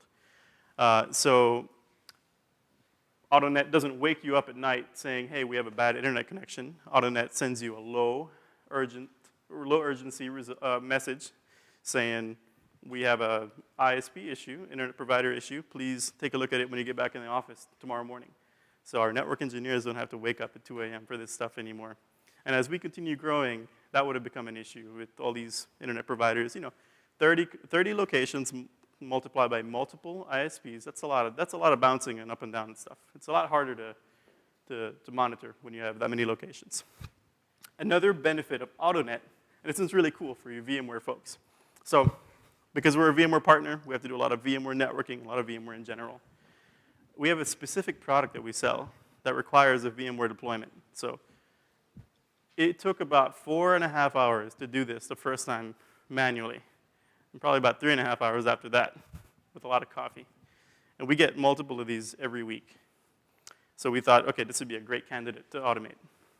So AutoNet is able to log in to our VMware platform, deploy an NSX Edge firewall with customized firewall rules, customized NAT policies, and VPN connections, and then spit out configurations for the other side of the VPN connections to our core firewalls across the world. And all we have to do is QA it, quality assurance check. Just look at it. Oh yeah, it doesn't look like it's going to break my network. And it takes 5 minutes to do all that. So we took a process from 4.5 hours to 5 minutes. And it's idiot-proof because it's a script and it's automated, doesn't make any mistakes. So we're trying to concentrate our efforts to make this automation platform more effective. That's how we do it. So there was a funny joke I heard about automating something. It's like, why do it manually for 10 hours when you can spend 40 to try to automate it and still fail anyway? It's kind of true. And so VMware deployments, it does that. It goes past networking. It does virtualization stuff too. And then generating network configuration. We've got customer deployments going on all the time. For example, generating router subinterfaces, picking new public IPs, that kind of stuff. It does that mundane stuff for you. You just pass it a couple variables, and it spits out 200 lines of code. And 200 lines of code, it's easy to make mistakes with that if you're doing it manually. So that's what we do with AutoNet. So to summarize, AutoNet has resulted in reduced on-call effort. People get to spend more time with their families, not waking up at night. You know, sleep deprivation is one of the #1 causes of being unhealthy. The customer deployments are simplified. We have a reduction in human error, so no more mistakes like what I made. And I've made a lot of mistakes since then, so don't worry. I can do it on my own. And now our engineers are able to focus on more complex tasks, more things that we can't automate, like replacing all the hardware in our data center within 3 days. Like that kind of stuff is hard to automate, even though we have automation in play for that too. This year, we accomplished something huge. We were migrating from Cisco ASAs to FortiGates for core firewalls. We created, using AutoNet, or AutoNet created, I should use AutoNet as it's its own entity. It created a conversion platform for ASA code, so we take 20,000 lines of code and convert it to another type of firewall. I know you can do that with FortiTool conversions, but you have to pay a lot of money for those. So we have automation engineers on staff. We should try to save money. We should make it as custom as possible for our type of use case. So we've got it down to a science where we just give it the ASA configuration and it spits out FortiGate, and we have a FortiGate now. We can cut over to it. The success rate's been phenomenal. So let's talk about hardware. This is the most exciting part for me. When I first started working as a network engineer at this company, I looked at this picture, and I was like, man, 456 gigabits per second, 100 gig ports, look at all that, look at that. 10 gig over there, 100 in the middle, that's amazing. These are beefy. This is what the cloud is. These are the edge routers that we use. We have a couple of these, peering to internet providers, announcing our location, our presence to the world. So without these, we wouldn't, this is our marketing tool. This is what gets us out there in the world. These do BGP, which we'll talk about at some point. But look at it. This weighs like 60 pounds, costs a bunch of money, and super easy to configure if from a networking standpoint. Firewalls are a lot harder. These are switches. These are the core switches. These are 64 100 gig ports. It's magnificent. So these are heavier, actually. They're like 80 pounds. I can lift it. I'm a strong guy. But when I went to Australia this year, I saw something for the first time called I call it the Australian forklift. They have stickers all over them that say you can't ride them, but I rode it. It was really slow, but it was fun. A lot of areas to pinch your fingers. And basically, you use this machine to lift the switch all the way to the rack unit that you want to put it in. You slide it in, and then you don't have to lift it. You don't have to struggle to lift it. I showed my boss, and he said, man, I wish I had one of those, because a couple of years ago, I was crying in a Virginia data center because the router was pinned on top of me, and I couldn't get up.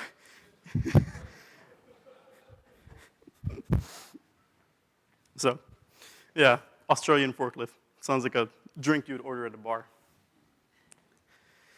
These are the fabric interconnects. It's kind of a bad picture, but it's like, these are the rock stars of the cloud world. And this is what makes a cloud the cloud. I saw this for the first time when I looked at cloud networks, because they're really only for the larger networks that want to scale quickly. This is where compute and storage and Ethernet all mix. Because in smaller environments, you've got servers with built-in storage, right? In bigger environments, you have storage separated from compute, so you can scale separately, replace separately. You can scale a lot better with one of these. And then these connect back to the core switch. So, wonderful device, very complex. And these are the firewalls. I think these are probably the network engineer's favorite. cybersecurity and deep packet inspection and all that stuff. I think people like that stuff. This can push like 80 gigs per second, VPN throughput, wonderful device. And what it does is very critical, is it protects our internal resources, it protects our customer traffic, and it also enables us to establish VPN mesh connectivity with all our 30 data centers across the world. Very important. So, in summary, network architecture is picking the best hardware for the role that you're going to play in that data center. Automate what you can, and also design a secure, resilient, and high-performing network that's accessible. So, next up, downtime at the data center. It happens. I told you about 90 seconds of downtime earlier this week.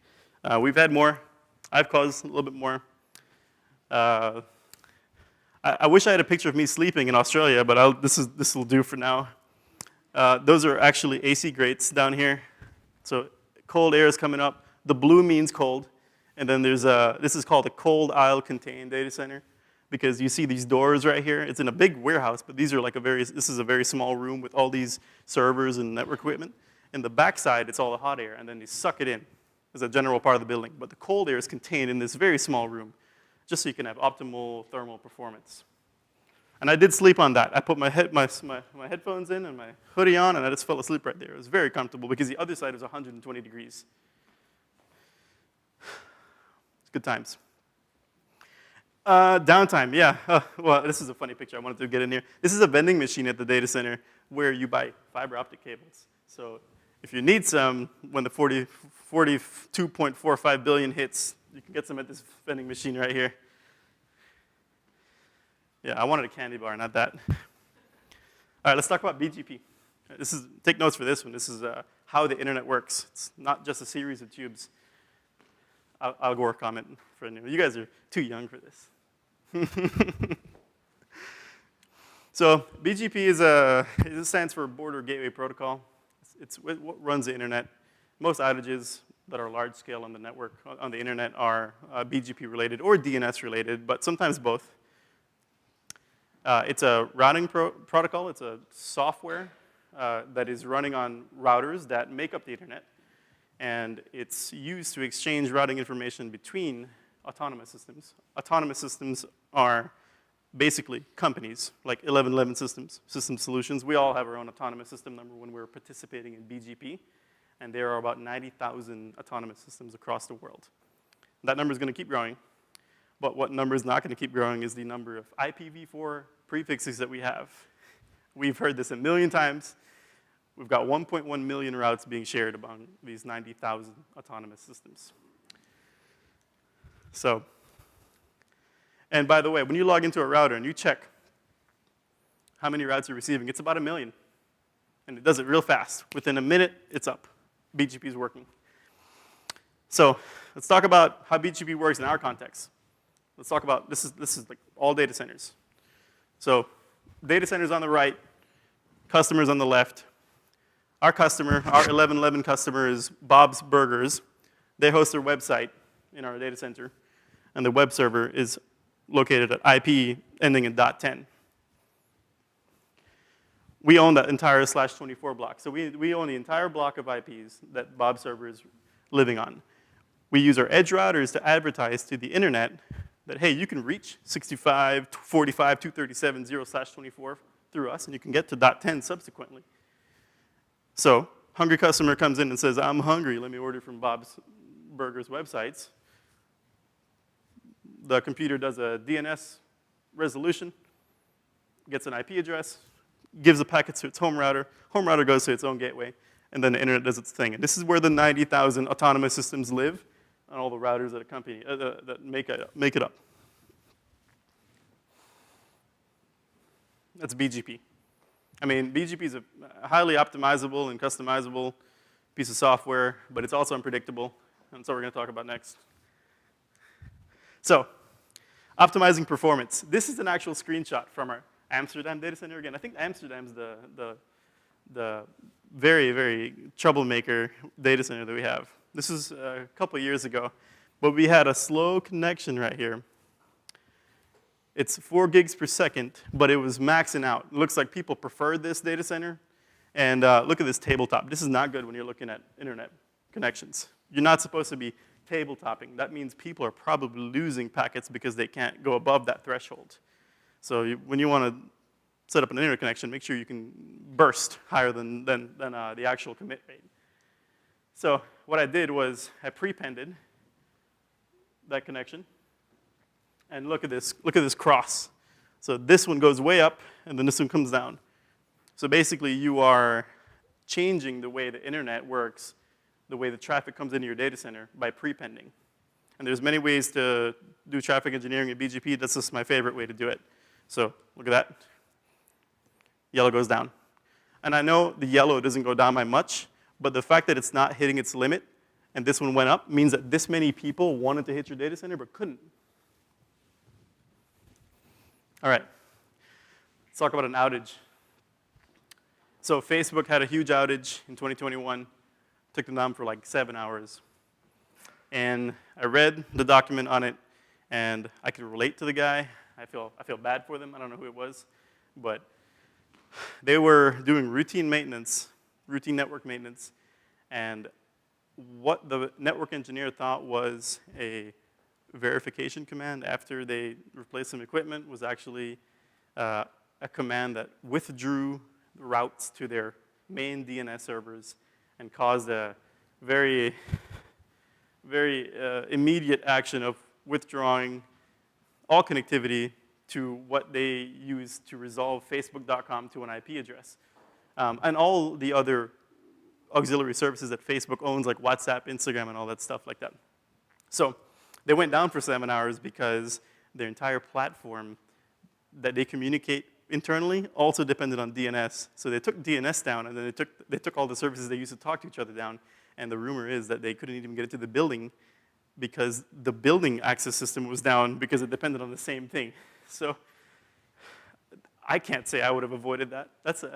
They operate in such a large scale that everything's just so mixed together and intricate. And I mean, if you look at this, so that's what I just talked about. But look at this drop in traffic right here. I mean, they were suffering a complete outage. I'm pretty sure this is just an averaging down of the data and coming back up. I don't think that's anything. I think that's probably 0. But 5.5 to 7 hours of downtime is rough. It took them a while to recover too.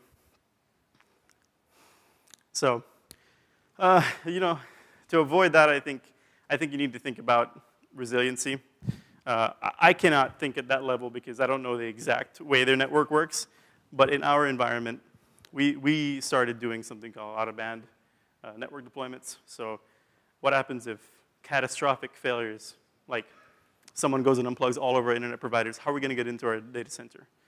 So we started thinking about, okay, maybe we need to do several separate internet connections with console servers with, the most resilient way to design your network that's feasible from a budget standpoint too.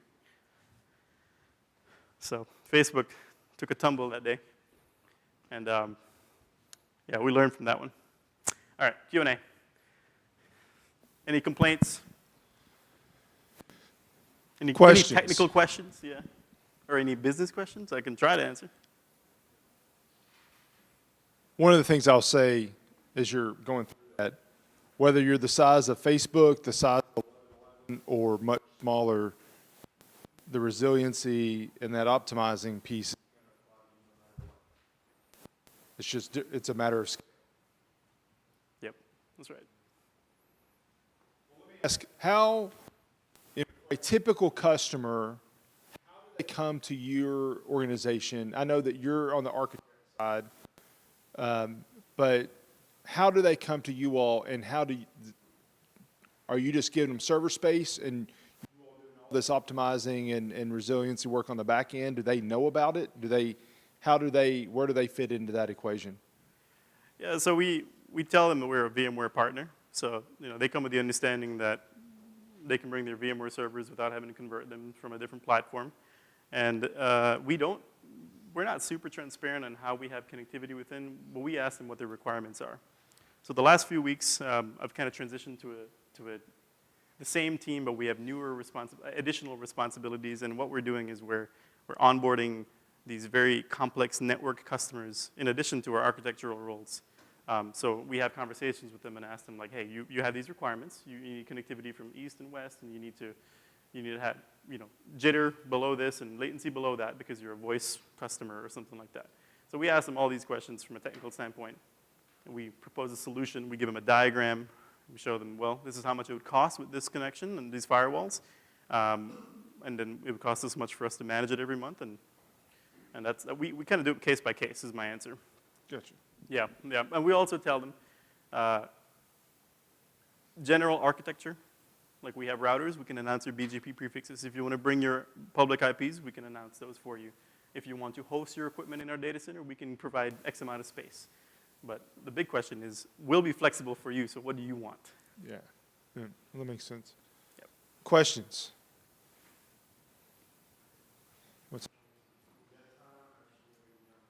One question? If there's a really good one? They just realized that means if there's not, then they get to go get cookies. Well, thank you very much. Randall was like a kid in a candy store listening to you, all the cloud stuff. Really enjoyed it. Thank you very much. Thanks, guys. All right. One of those are for you. All right. Before we take a break, let me share two things. First of all, if you did not, I see a couple blue tickets there. If you did not get a blue ticket, we will have a drawing at the end for a couple prizes. If you didn't go see CFSB's table, they will have a drawing. I think they were Apple Airbuds, right? They're earbuds. All right, so make sure you do that. The break snacks are outside in the big Cent, the black truck that's outside. We have about 20 minutes for break is what we planned. I want you to be back at 3. After the break, we have 2 speakers. First speaker is going to talk about incident response. We're going to talk about truly, John handles the incidents. When you're having your worst day, his team comes in to help you. And as I look around the room, I know there's 2 types of people in this room. There's those that have dealt with an incident and those that will deal with an incident. So you want to come back and learn from those that are doing the firefighting, how you handle that. And then we'll finish the day talking about what we can do to stop that bad day or reduce the likelihood and the impact of that bad day happening.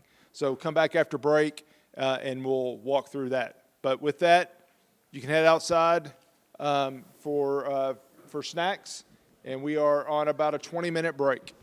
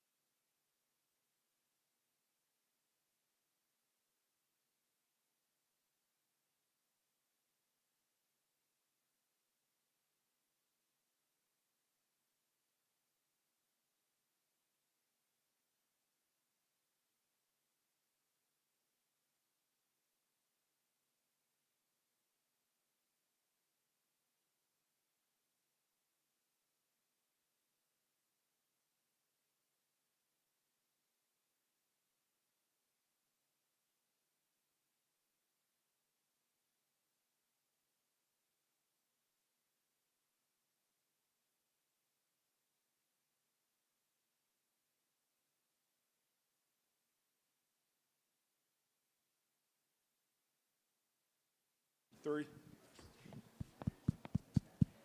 Okay. All right.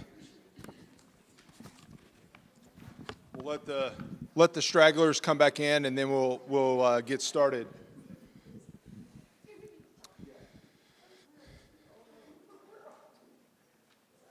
Does this sound better?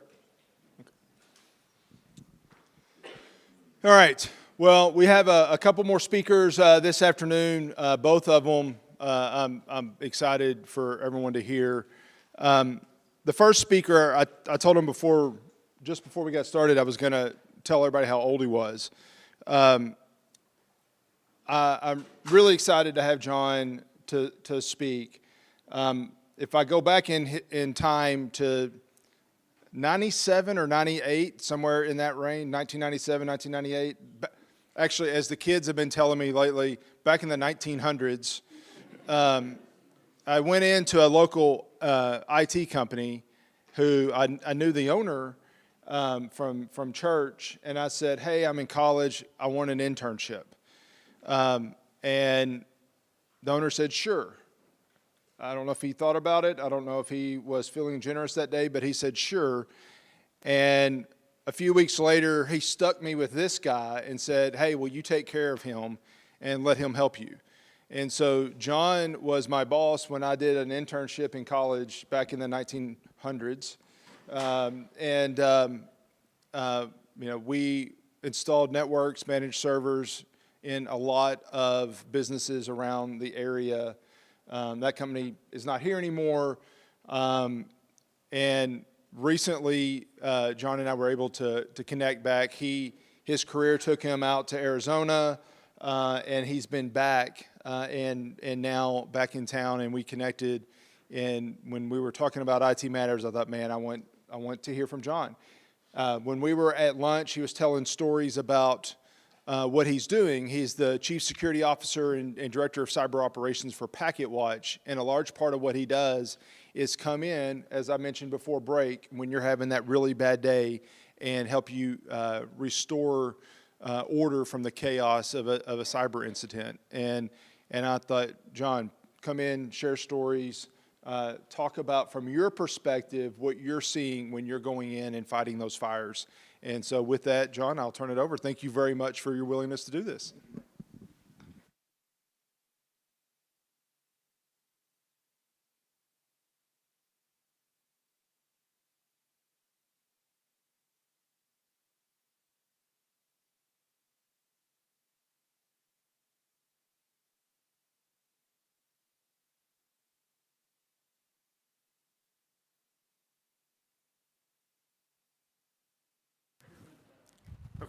So, whoa. I must have showed him 20 times how to make a Cat5 cable. And so you can imagine my surprise when I moved back to Paducah from Arizona last year, and I go to look Michael up, and he's got a PhD, and he's the head of cybersecurity for Murray State. And I'm like, all right, well. All right, no, seriously, Mike's a great guy. And we actually learned a lot together. And we did a lot of work with a lot of companies in Western Kentucky and probably Northern Tennessee as well. So, yeah, my name's John. I like to leave the CSO part off because I don't like to walk around with a target on my back. So I'll just focus on the Director of Cyber Operations part. PacketWatch is the company I work for. It's an incident response and managed detection response firm in Scottsdale, Arizona. I came over there from, I ran the National Guard incident response team in Arizona from 2016 until I left in 2020 to come to PacketWatch. And so I've basically been doing incident response for the last 8 years. Built the team, built the technology, recruiting and all that kind of stuff, and then navigating the politics of working with the National Guard, state agencies, and all that. And as you can imagine, anytime you knock on someone's door and say you're from the government, we're here to help, they don't really want you to help. So we went through all that. But nevertheless, whether you're in uniform or not in uniform, or you work at a small company or a large company, there is very little variation. All the networks pretty much work the same. And response is, whether, again, small company, large company, you have all the same problems. Size of a company does not equal maturity of a company in terms of security, nor skill level of their IT staff. And so the challenges are pretty much the same. So real quick before we go any farther, the usual caveats, right? Anything I say can and will be used against me. It's my opinion and mine only, not to reflect on my employer or anyone else that I know. And the bottom line, I'm not a lawyer. When we talk about incident response, should be a robust involvement of legal in any incident response where you have data leave the network. So I'm not giving legal counsel or legal advice. I'm making suggestions about how you approach that problem. So real quickly, we got to do the dictionary piece, right? So what is incident response? There's a lot of variations. A lot of companies approach it differently. Frankly, a lot of people do they call it incident response, and it's not. But NIST, National Institute of Science and Technology, created the Computer Security Incident Handling Guide back in the early 2000s. The one that I've been working off came in 2012. There's been a new variation, that the R3, which, so NIST now has, and you'll probably learn this in the next talk when you talk about governance, NIST has really kind of transformed their approach to security around frameworks and how to approach it from a governance perspective, right? And so they're trying to fit incident response into that framework, which makes a lot of sense. The thing that I would mention here that is this is certainly focused for, at least initially, was a focus for government entities and for large organizations. Most small organizations and even most medium organizations do not have the staff to do incident response the way it really should be done.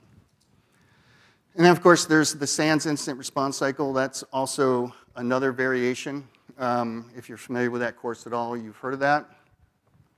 But the reality of incident response is it's part house fire and part homicide investigation, from my perspective. Having been both a fireman and a criminal investigator, I find a lot of similarities in doing incident response with those two activities. Because your house is on fire, I'm going to come and put the fire out. And then your boss wants me to figure out who set the fire, or who killed who left the body in the living room. All right, so how generally an incident response will go. This is the old model from the 2012 version. All of this is you, right? I'm sitting at work, I work from home, but this doesn't involve me because I'm a third-party IR guy, right? So this doesn't involve me. This is all on you. Log aggregation, monitoring your endpoints, whatever tools that you have in place, right? The detection is partially on you too, right? And so in this piece right here for you, there's going to be a decision point of, do I put the bat signal up? Do I call somebody? I will tell you that the majority of the time, when it comes to us as a third-party call, it's been almost a week, typically, that people have been sitting on evil in their network before they do anything about it. Please don't be one of those people, okay? So then the containment, eradication, and recovery piece, that's me and my team. And that, so one thing I want to make really clear, I'm not going to sell you anything. I'm not going to pick on any vendor, because Lord knows that I could. And I'm not here to bash anybody's favorite application or tool. I'm going to try to be as agnostic as I possibly can. But understand that I work in incident response, and I work for a company that is very network focused. We do, if you're familiar at all with the tool called Security Onion, we do full packet capture, network detection, and response. So our theory is you can have all the evil in your network happen, but it has to talk out to the world, right? Nobody just drops malicious code in your environment to steal your data and then doesn't send it out to the internet somewhere. So that's our approach. So I want you to understand, if I have a bias, and I do, that is my bias. And so my bias wants me to say, if you're not doing that type of incident response, you're not doing incident response.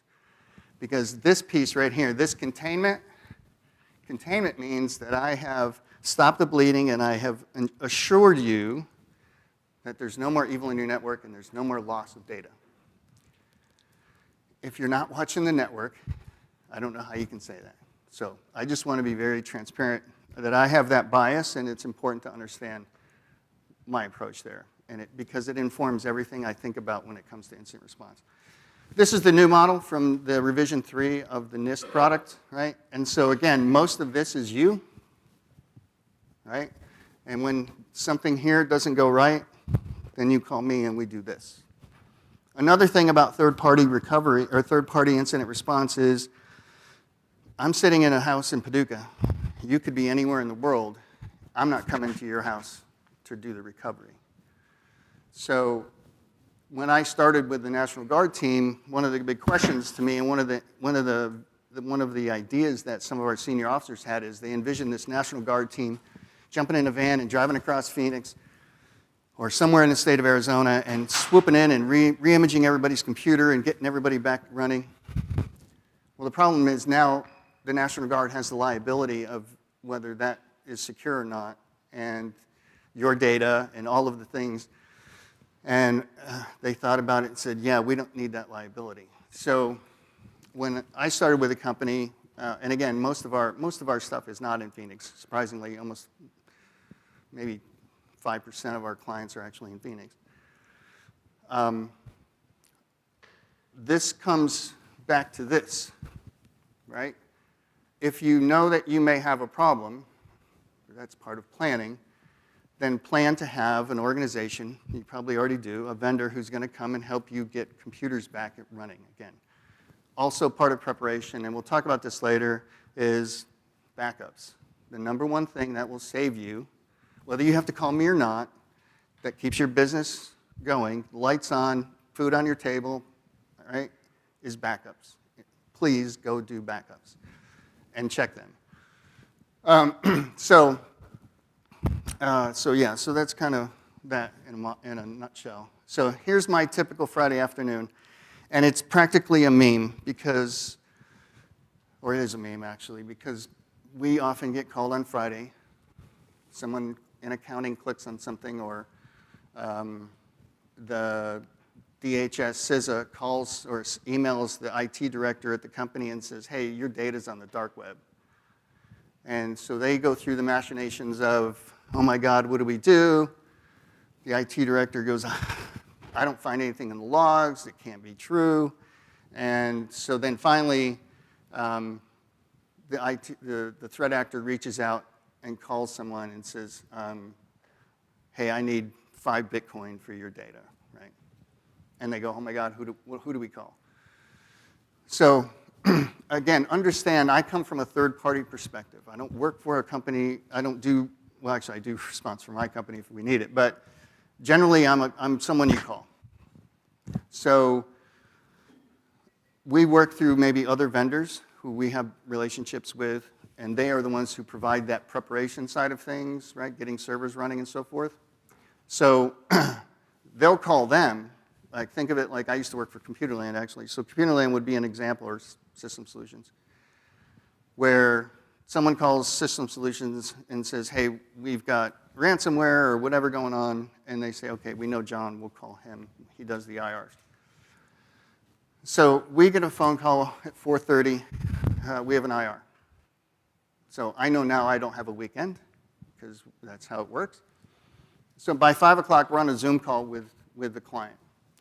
And this is generally what feedback we initially get. Some of our servers are offline, logs cleared, we have a ransom note on one of the machines, right? We don't really know what's going on. So these are the standard questions that I'm going to ask you if you and I end up meeting on a Zoom call some Friday afternoon, right? And the reason it goes in this order is because, one, I'm trying to gauge, one, how serious is the problem, and two, how much can I help you? Because if there is sensitive data on the file server, you're already behind the 8 ball. Because if your data's out the door, you now have significant problems with notifications and responsibilities for your employees, your clients, and your vendors, right? Do you have insurance?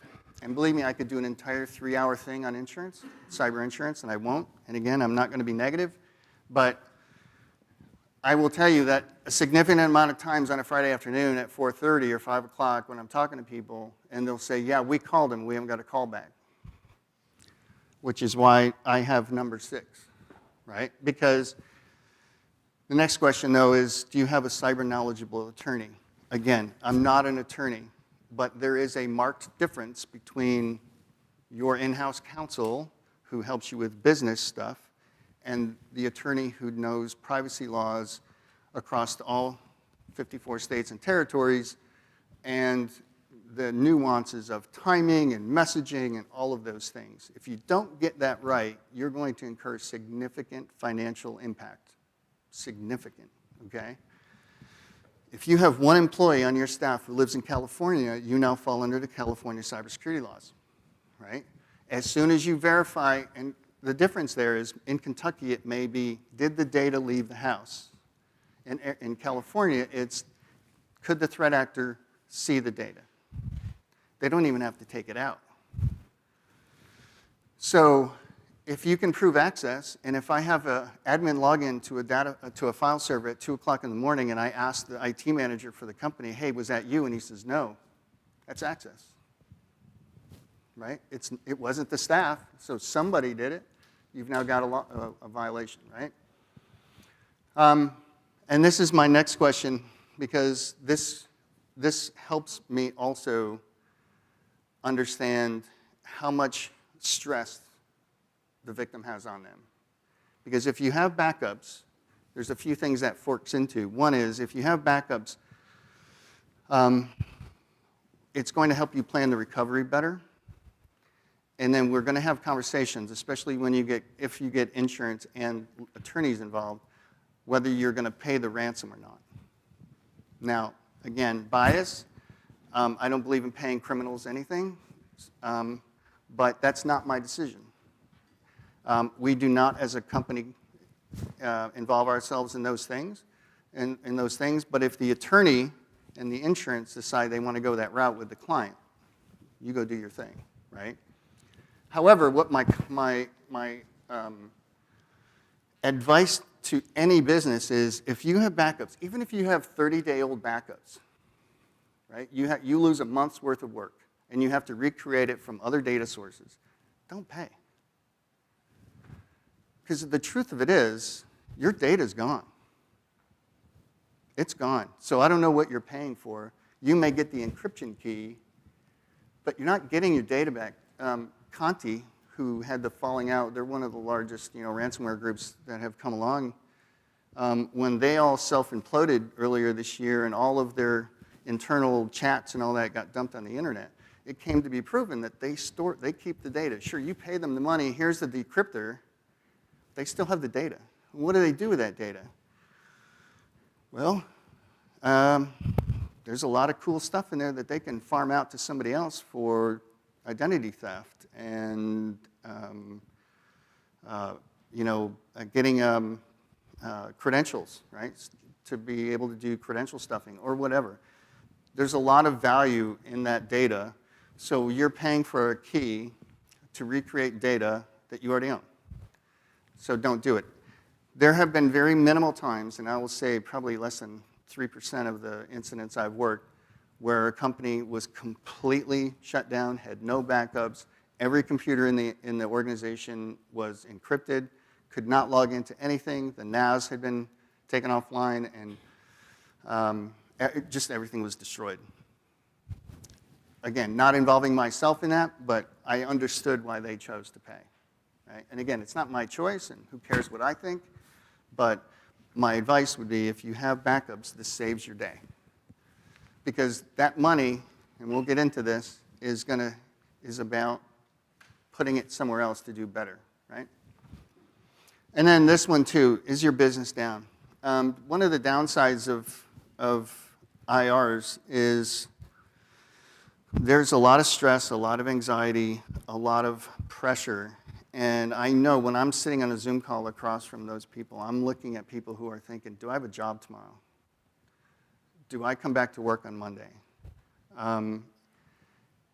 And is the boss going to find me at fault when John gets in my network and finds out that I didn't do X? Because we're going to find it. We're going to get to know your network way better than you know it. And we're going to report that. So one of my jobs, it's not a technical job at all. It's a human job. It's helping you get through that and not make you the enemy to your boss, right? And then when do you start? So if they have insurance, and again, well, we called them and they didn't call us back, and if the answer to this is, yes, it's down, we only have partial backups, and, whatever, then we can start right now. You can start sending me logs. We can start getting our EDR tools in there. We can start packaging up our full packet capture stuff. We'll get you started right now, an hour from now. Okay, let's do it, right? Whereas waiting till Monday, right, kind of thing. So this is the response. There's kind of a split here. Business priorities, that's you. Response team priorities, that's me. There's kind of a mix in the middle where we have to get along, because in the beginning, I'm going to need things from you, specifically like the logs. When our tool gets there, I need you to install it so I can look at packets. I'm going to do some triage forensics work, installing some stuff to get that. But once that's done, and one of the most common questions is, how long before my business gets back running again? And I said, I don't know, you tell me. That's on you. Because I'm going to protect your network. I'm going to wrap a nice little blanket around your network and protect you while you rebuild it. You're not going to have to worry about security. You're not going to have to worry about data going out the door or bad guys getting in. This is on you. So how quickly can you marshal your resources and get the leadership to help you do this, right? And honestly, most of this, catalog data sources, right? HR problem, finance problem, right? The IT facilitates, but the legal questions are going to be, what's in that? Are we encrypting Social Security numbers? Do we have identifiable information in any of these data sources? So that's not necessarily an IT function other than pointing to where it's at or helping you get to it. But this is where other business units have to be pulled into the response to help you do it, right? This is a team effort on the business side of the house. And then another one no one really thinks about, right? If you have, for example, O365, or you're a Google shop and you have G Drive, or if you actually allow your employees to log in with their personal accounts to your browsers, you have your data in their Google Drive. Guarantee it. We find it all the time. So you need to know where your data's at, right? Allocating resources.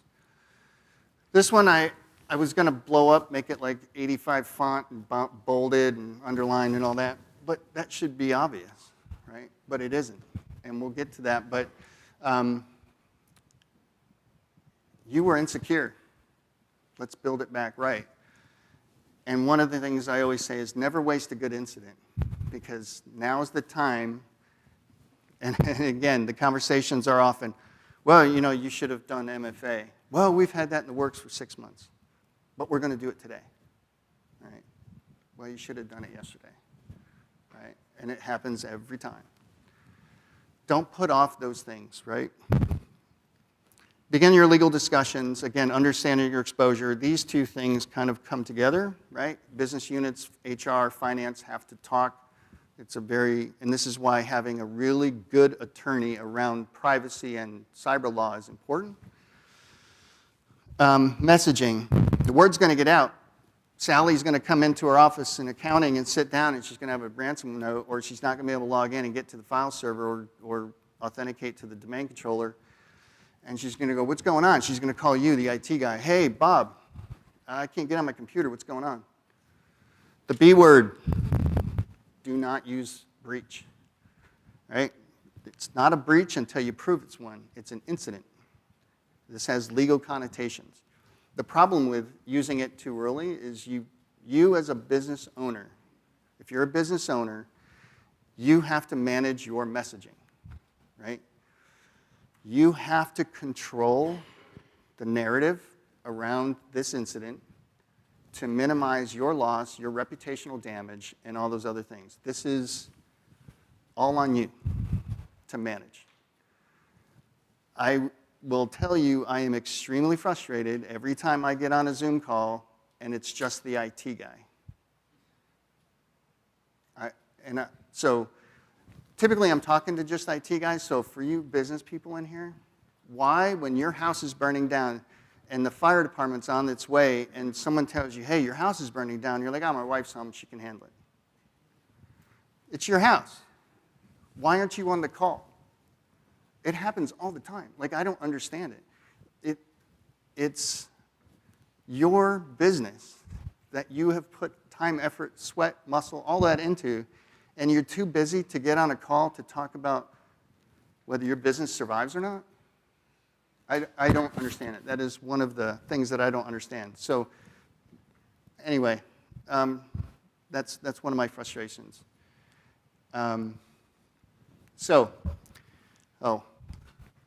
So back to my side, right? I'm going to do all this stuff. Again, it's an investigation. The 5 W's and how, right? My job is to build a narrative. Ultimately, that leads to a report. Typically, with lawyers involved, that report never sees the light of day, ever, right?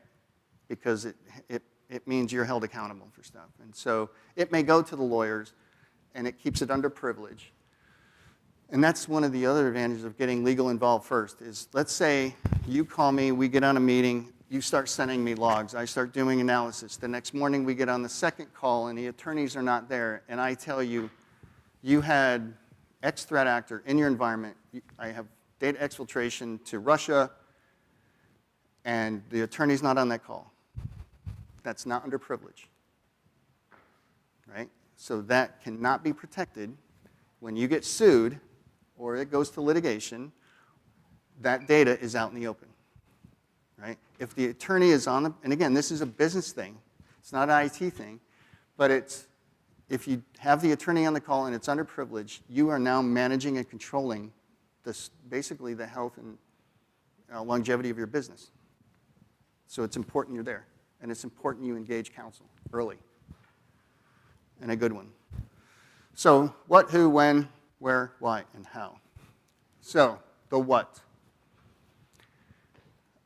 Again, many times I have people get on the call with me and they refuse to believe that their data's out the door. If you have encryption, data's gone. It's gone. So just accept that. You may have full, partial, or none of your devices encrypted. The encryption is really not important to me. That's a recovery issue. It's an emotional thing for you guys because now your entire company can't work. But I don't really, other than it telling me who the threat actor is, the encryption event is really just, it's about, it's how do we manage the recovery because we got to rebuild everything. A new thing that kind of started in 2022 was data corruption attacks. They don't encrypt it, but they rewrite the file with chunks of other files into it, so it's completely unusable. I have not worked one of those yet. I have heard of them, though. Extortion is always a piece of these types of events. How does extortion work? First of all, the data's gone. I want you to feel pain. I want you to have an emotional response, so I'm going to encrypt it. You can't hide that from your staff. You can't hide that from your clients and vendors. You can't do your job. And oh, by the way, I'm probably going to email, call, or text your clients, your vendors, your employees and go, hey, by the way, did you know we have your data? Hey, Marcia, is this your address? This has happened. They'll engage call centers to do this, where it's some lady in India calling you going, hey, we have your data, right?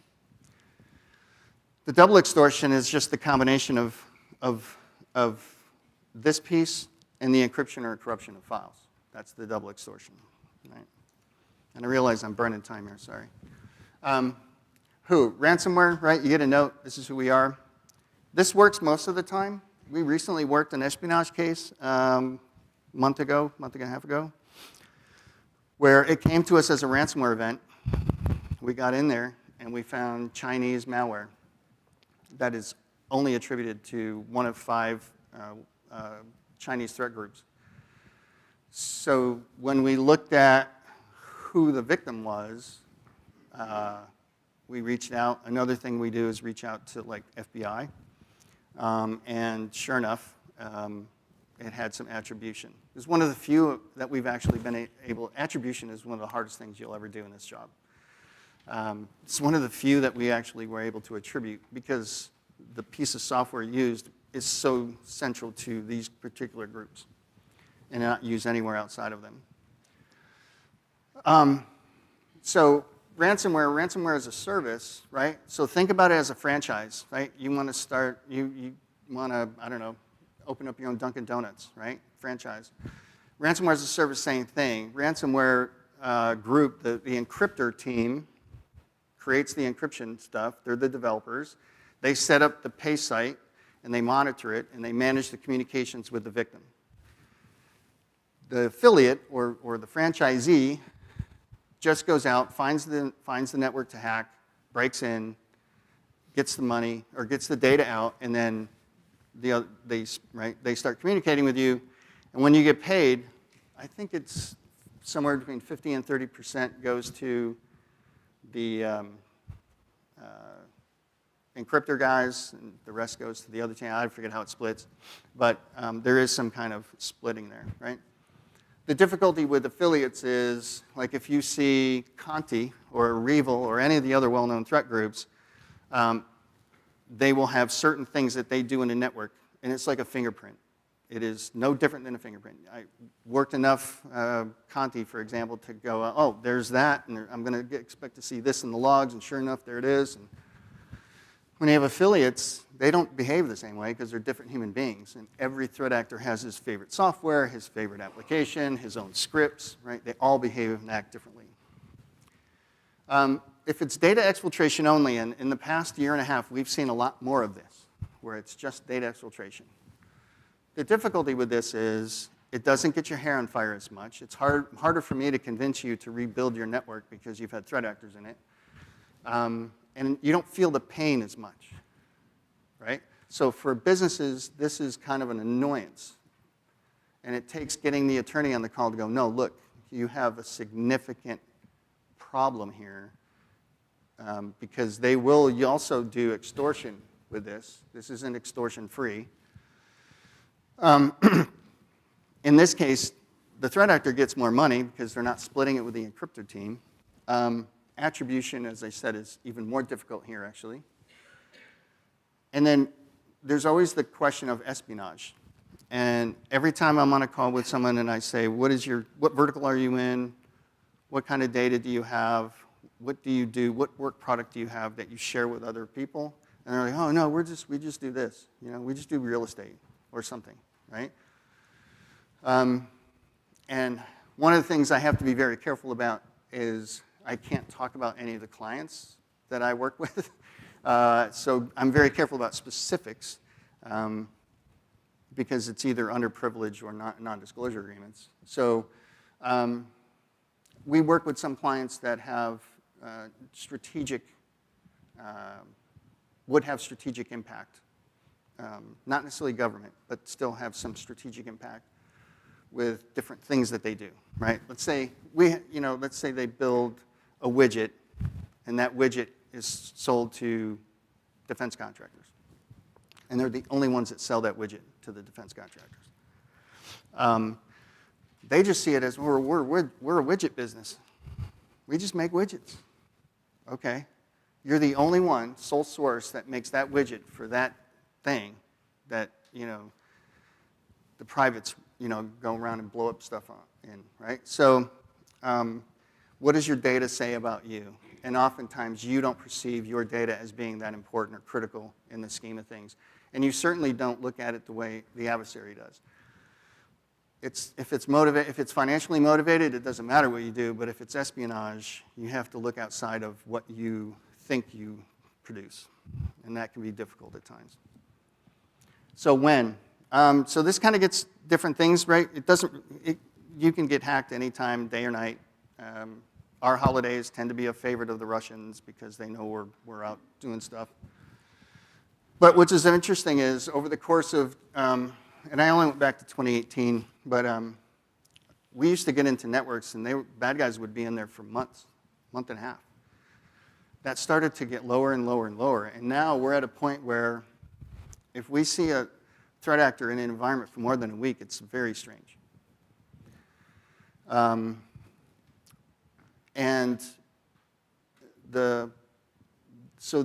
interesting is, so the shortest we had, this actually happened last year, 14 hours from compromise to encryption. Data exfiltration happened almost immediately. Almost within one daily business cycle, they got everything taken and encrypted, right? The longest, this was 2 years ago. This was during a time, Hafnium, those of you who remember the Hafnium attack, which was Chinese attacking Exchange servers.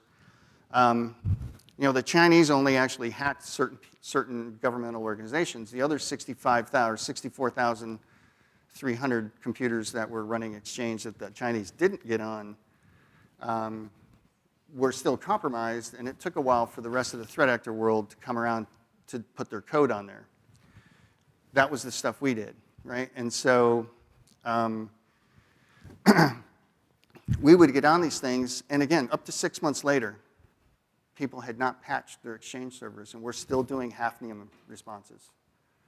And we'd get on there, and we found where other threat actors had been on there before this particular threat actor that had done the action that caused us to be there had done things.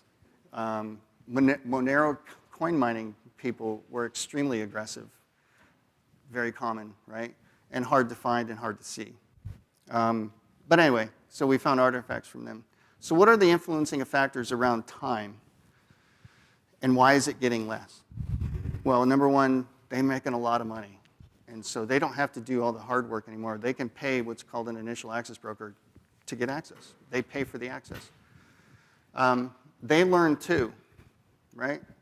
One of the interesting things I remember reading about Russia is you have a lot of people that go to university in Russia and learn how to be a really good Microsoft administrator. But there's no employment opportunities in Russia. So where do they go? They hack your network. They're significantly better at automation than American admins are. Significantly. This is primarily one of the major weaknesses in our IT world in the United States, is the lack of automation and the lack of understanding of why it's important. And it's always been that way, and hopefully it changes. And then lack of security awareness. And then threat actor intent. If they're in there for exfil only, they tend to stick around longer. The ransomware thing is kind of a, hey, we're in, boom, pop the grenade, and get out. I don't necessarily know why that is, but that's a trend I've seen. All right, so the where.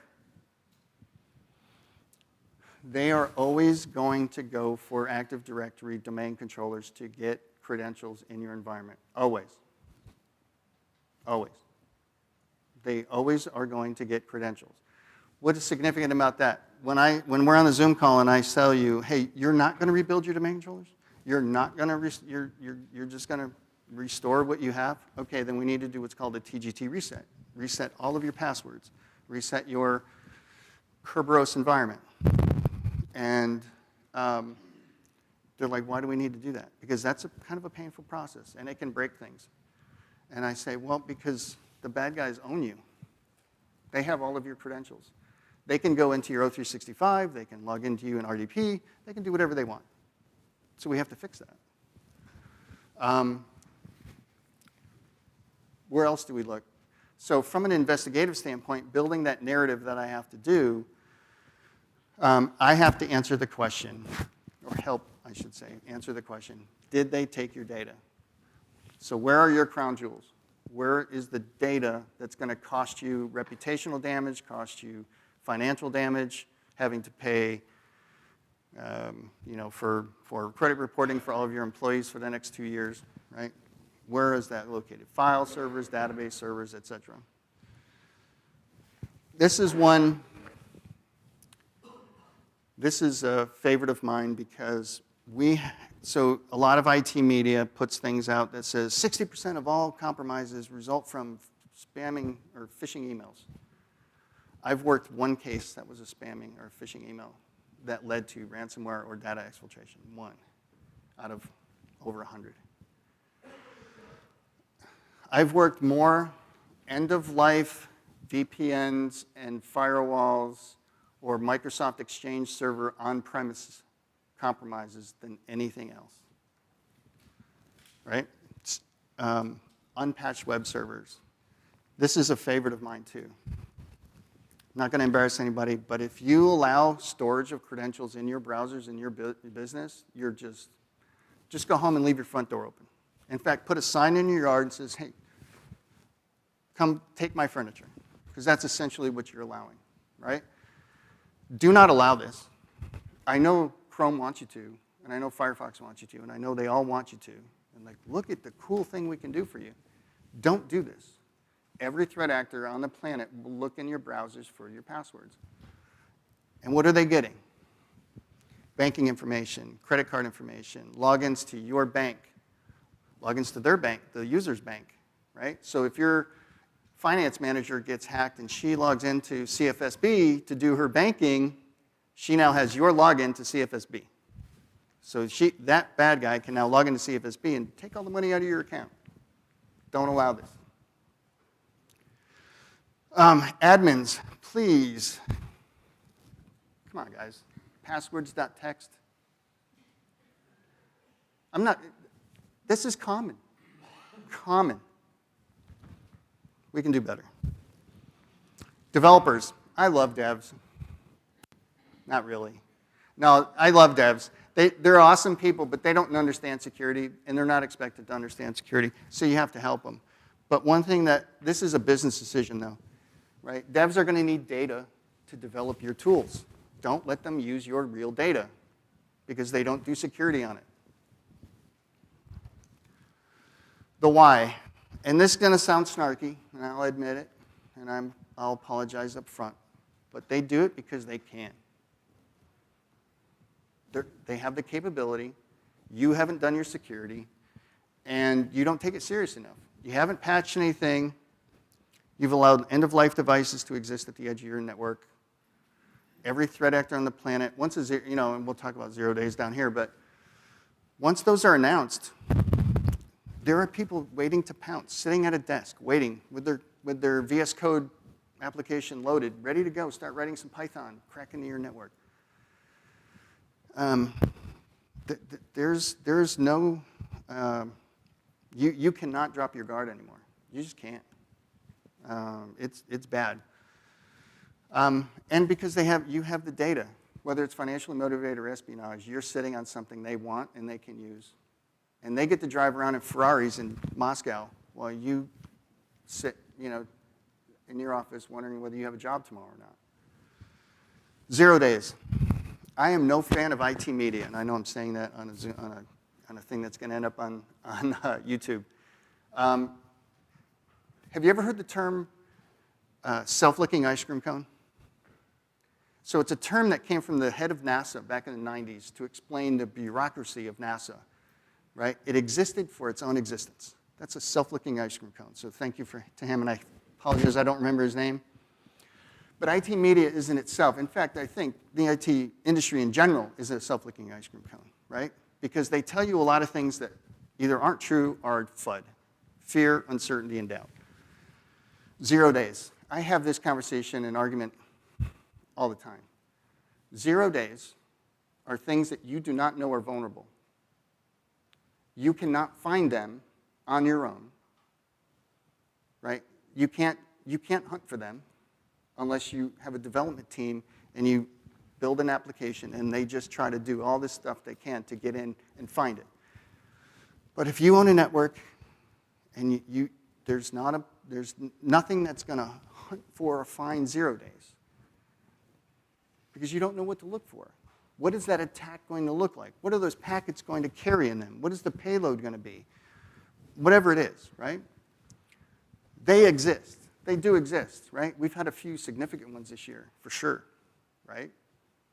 But I'm working the 30-day and the 60-day and the 180-day, right? It's the same 0 day that happened on June 1st, but I'm working it on July 1st because you didn't patch it. Why are you waiting 30, 60, 180 days to patch something you know that is, as soon as they do the compromise, they have admin privileges and they can pivot directly into your environment? Why is this not patched? That's a business decision. It is an IT decision, but it's a business decision. I'll tell you why that is, because every conversation I have is like, well, we can't be down for a day. Or what if it doesn't come back? We're not going to be able to do, our remote workers are not going to be able to work. Okay, well, if you do this, you're not going to work for 7 to 30 days because they're going to compromise you and take all your data and lock everything up. So business risk management discussions are not very mature when it comes to this kind of stuff. And this is the stuff I see, right? So how? This is the dirty laundry list, and there's 3 of these slides, and I know we're running out of time now, I apologize, but this is what doesn't make it into the final report. VPN without MFA. When you go home today, if your business doesn't have it, put it on, no exceptions, don't care. If they refuse to do it, find another job for them or whatever. This is the #1 killer, whether it's business email compromise of your network, data exfiltration, do MFA. Yes, I know there are ways to crack it. I get it. But this will prevent brute force of this, this, and this, right? It's like turning the lock on the door at night. Do it. You have to do it. I already talked about these end-of-life things, right? We're not paying attention. BYOD is another one of my things. In the National Guard, on drill weekend, we would have soldiers come in, and we had a wireless network that was off the DoD network. And so, of course, my team set up a packet capture device on the network, and we monitored. So you have a couple thousand soldiers coming in on drill weekend, bringing in their personal devices. On average, 30% of those devices were compromised in some way. Coin mining, rats, right, which is a remote access Trojan. 30% of those devices were compromised. So you're bringing 30% potentially, and actually, again, that's an average, which means that on some weekends it was as high as 60% of the population of people bringing computers into our network were compromised in some way. Are going to bring them into your environment. That's a business decision, not an IT decision. Okay, Active Directory, admin, and network, right? Here's another one. Don't allow this. That's a business decision, right? And again, it comes down to you have people in your office traveling, right? Oh, I've got to do this while I'm traveling. No, you don't. We're adults. You can find another way to do it, right? You're not special. I have this argument all the time. And the reason I'm saying no, you don't have to do it, is because all of these things, when I was working here, before I went off to the Guard in Arizona and started working for them, I would have done all of these things and not thought twice about it, right? I was told once by someone, and I won't name names, that no one pays for security, right? That was 20-something years ago. And it was true, especially back then. But now you have to. But we do all these things. We are enforced in the DoD, in the National Guard of Arizona, and any other National Guard for that matter. Probably, I can't speak to other federal agencies, but we have to do all these things. So I know they're possible. And when someone says to me, oh, we can't, people are going to complain. if you change the color of the light in the bathroom, they're going to complain. Right? Let's be adults. Like, who cares? Fix it. I have, anyway. All right, so one thing, yeah, so let's do this real quick.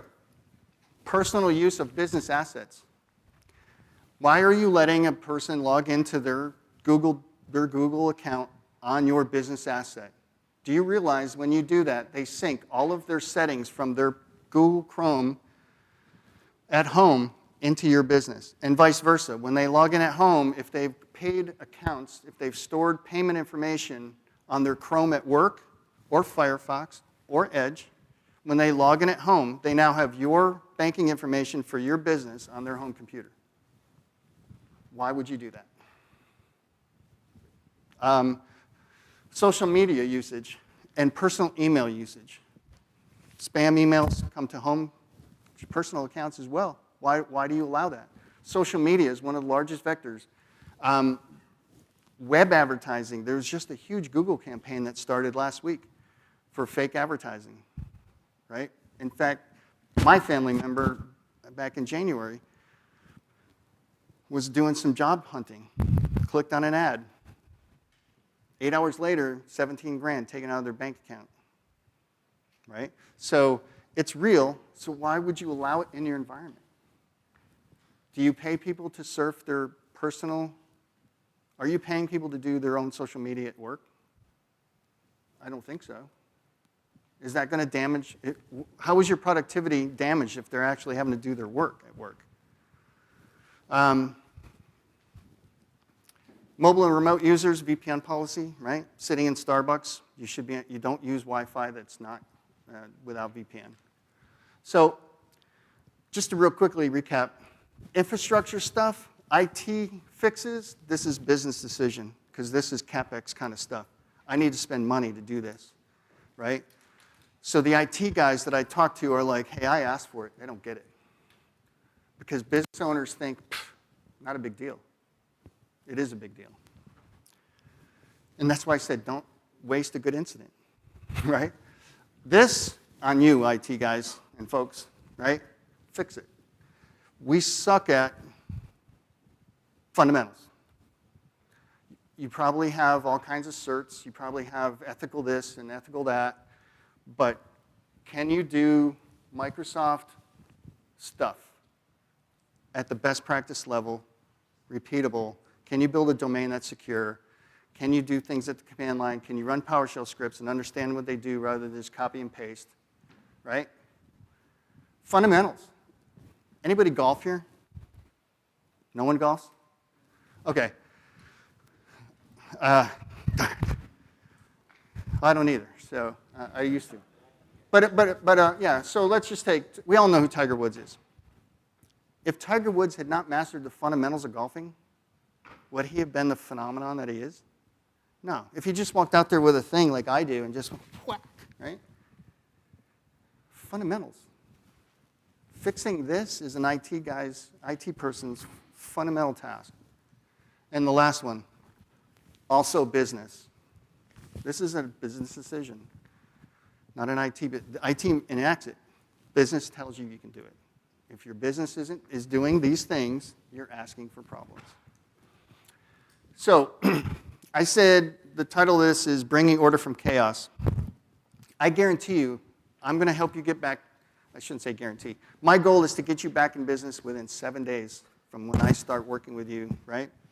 We do a 30-day incident thing where we monitor your network and work with you to help get things fixed over that 30 days. But my goal is to get you back functioning, paying bills, paying vendors, paying your employees, making widgets, whatever it is, in 7 days. Or less, I should say. All right? How quickly that is and how successful that is, quite frankly, is up to you as business owners.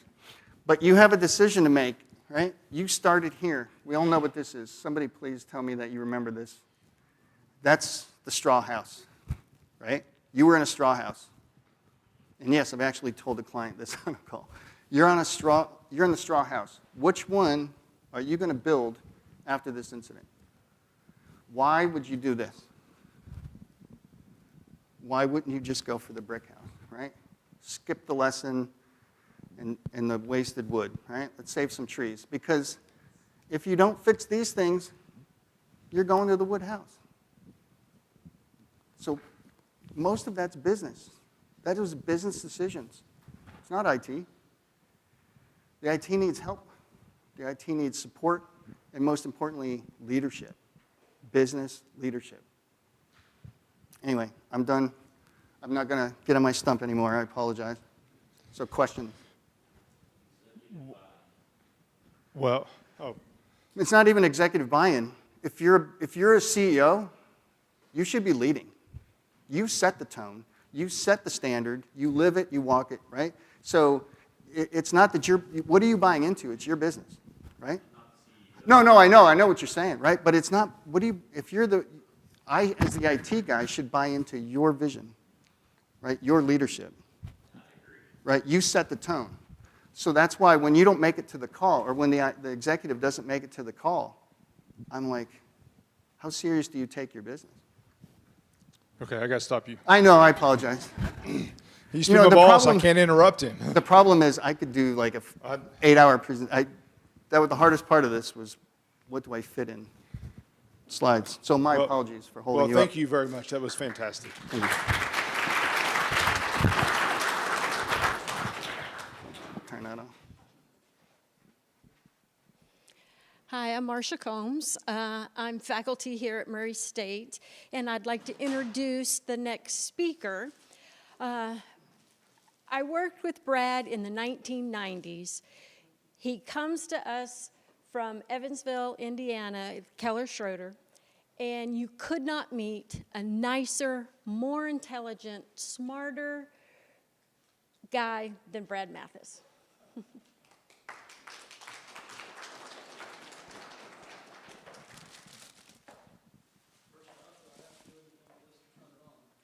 I have no idea. You're gonna have Don't know. Testing, test. I don't know how to work this.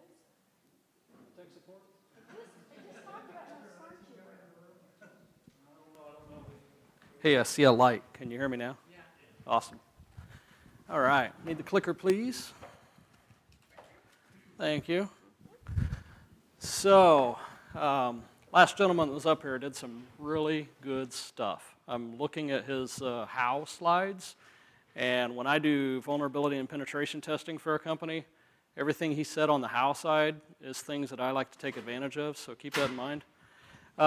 So, I'm going to talk about governance and the great security enabler. You're going to see a few QR codes on here. They are not phishing attempts. If you click those, it just takes you to various places. So if we run out of time, if there's anything you want to look up, this takes you to a little bit more about the vCISO stuff. I'm going to lay my phone here so it doesn't look like I'm on my phone. And tell you a little bit real quick, since I am from not a local Kentucky person, I came across a couple of bridges, so hopefully you're okay with that. So I've been in the industry for a long time, as Marcia said. Everything good she said about me was all horse, whatever. But anyway, we go way back. I was bragging on Marcia earlier. She's one of the smartest people I know from way back when, practitioner before she was an educator, so very, very impressive. I've been in the industry for a long time. I've been with Keller Schrader since 2011, so just sometimes people say, well, who is Keller Schrader? And I always like to say it's pronounced Schrader because we get Schroeder a lot. So we have headquarters in Evansville, Indiana. We have another office in Nashville, Tennessee, and we now have a third office in Bowling Green, Kentucky. So we have about 110 employees. We are employee-owned. We have about 110. We have 4 primary divisions. I am in the infrastructure division, which is where information security and governance and all of that fall under. So just a little bit about us. Our very first client from 45 plus years ago is still our client. Our average tenure of staff is about 17 years. I'm only coming up on 14, so I'm still a baby. So that is us in a nutshell. Employee-owned. That means everybody has ownership in the company, which is awesome. So just a very high level, We're going to talk about governance, which sounds really, really boring. Hopefully it won't be so boring. What it is and why it matters. I'm going to go over a few statistics. We're going to talk about some best practice frameworks, regulatory frameworks. What about pen testing? You know, you heard me say at the beginning something about pen testing. We'll talk about that. Talk about vCISO services. Of course, I'll talk about ours, but I do like to say if you already have an existing relationship with an organization that you love, trust, know, if they have that, talk to them. Talk to them. If we have time, we'll do a demo. Otherwise, I've got some static demo slides up here, but we'll go live, and I'll fail miserably, but we'll see how that goes. So governance 101. Let me ask real quick. So I know we have some students here. How many executive leaders? Do we have any executive leaders out here, like Tone at the top, right here? All right, I'm talking to you on this, just FYI. So there will be some things that I will talk about, and some of them will be geared towards the leaders of a company. Some will be geared towards the people that need to convince the leaders of a company. And but anyway, Cybersecurity and Infrastructure Security Agency, if you're familiar with CISA, they define governance as a comprehensive cybersecurity strategy that integrates with organizational operations and prevents interruption activities due to cyber threats or attacks. Really boring, but we're going to get beyond that. By the way, if I'm talking really, really fast, I had one of those cookies during the break, and I am like charged. So I'm either going to keep going or I'm going to fall sideways here shortly. So why does it matter? One thing, you know, governance is like flossing. Everybody knows they should do it, but not everybody does it. If you noticed on my very first slide, I had a phrase there that said, if you're not keeping score, you're just playing games. That is a phrase I use over and over and over, because imagine a football game with no score, with no ref, with no rules. I mean, there'd be people selling hot dogs in the middle of the field. It just wouldn't work. They'd just be playing games. So governance should be the foundation of security enablement. And you're like, well, why? I mean, we know we need to secure things, but we'll get into that a little bit deeper. Second bullet, that's why I asked about leaders. Leadership has a role in governance.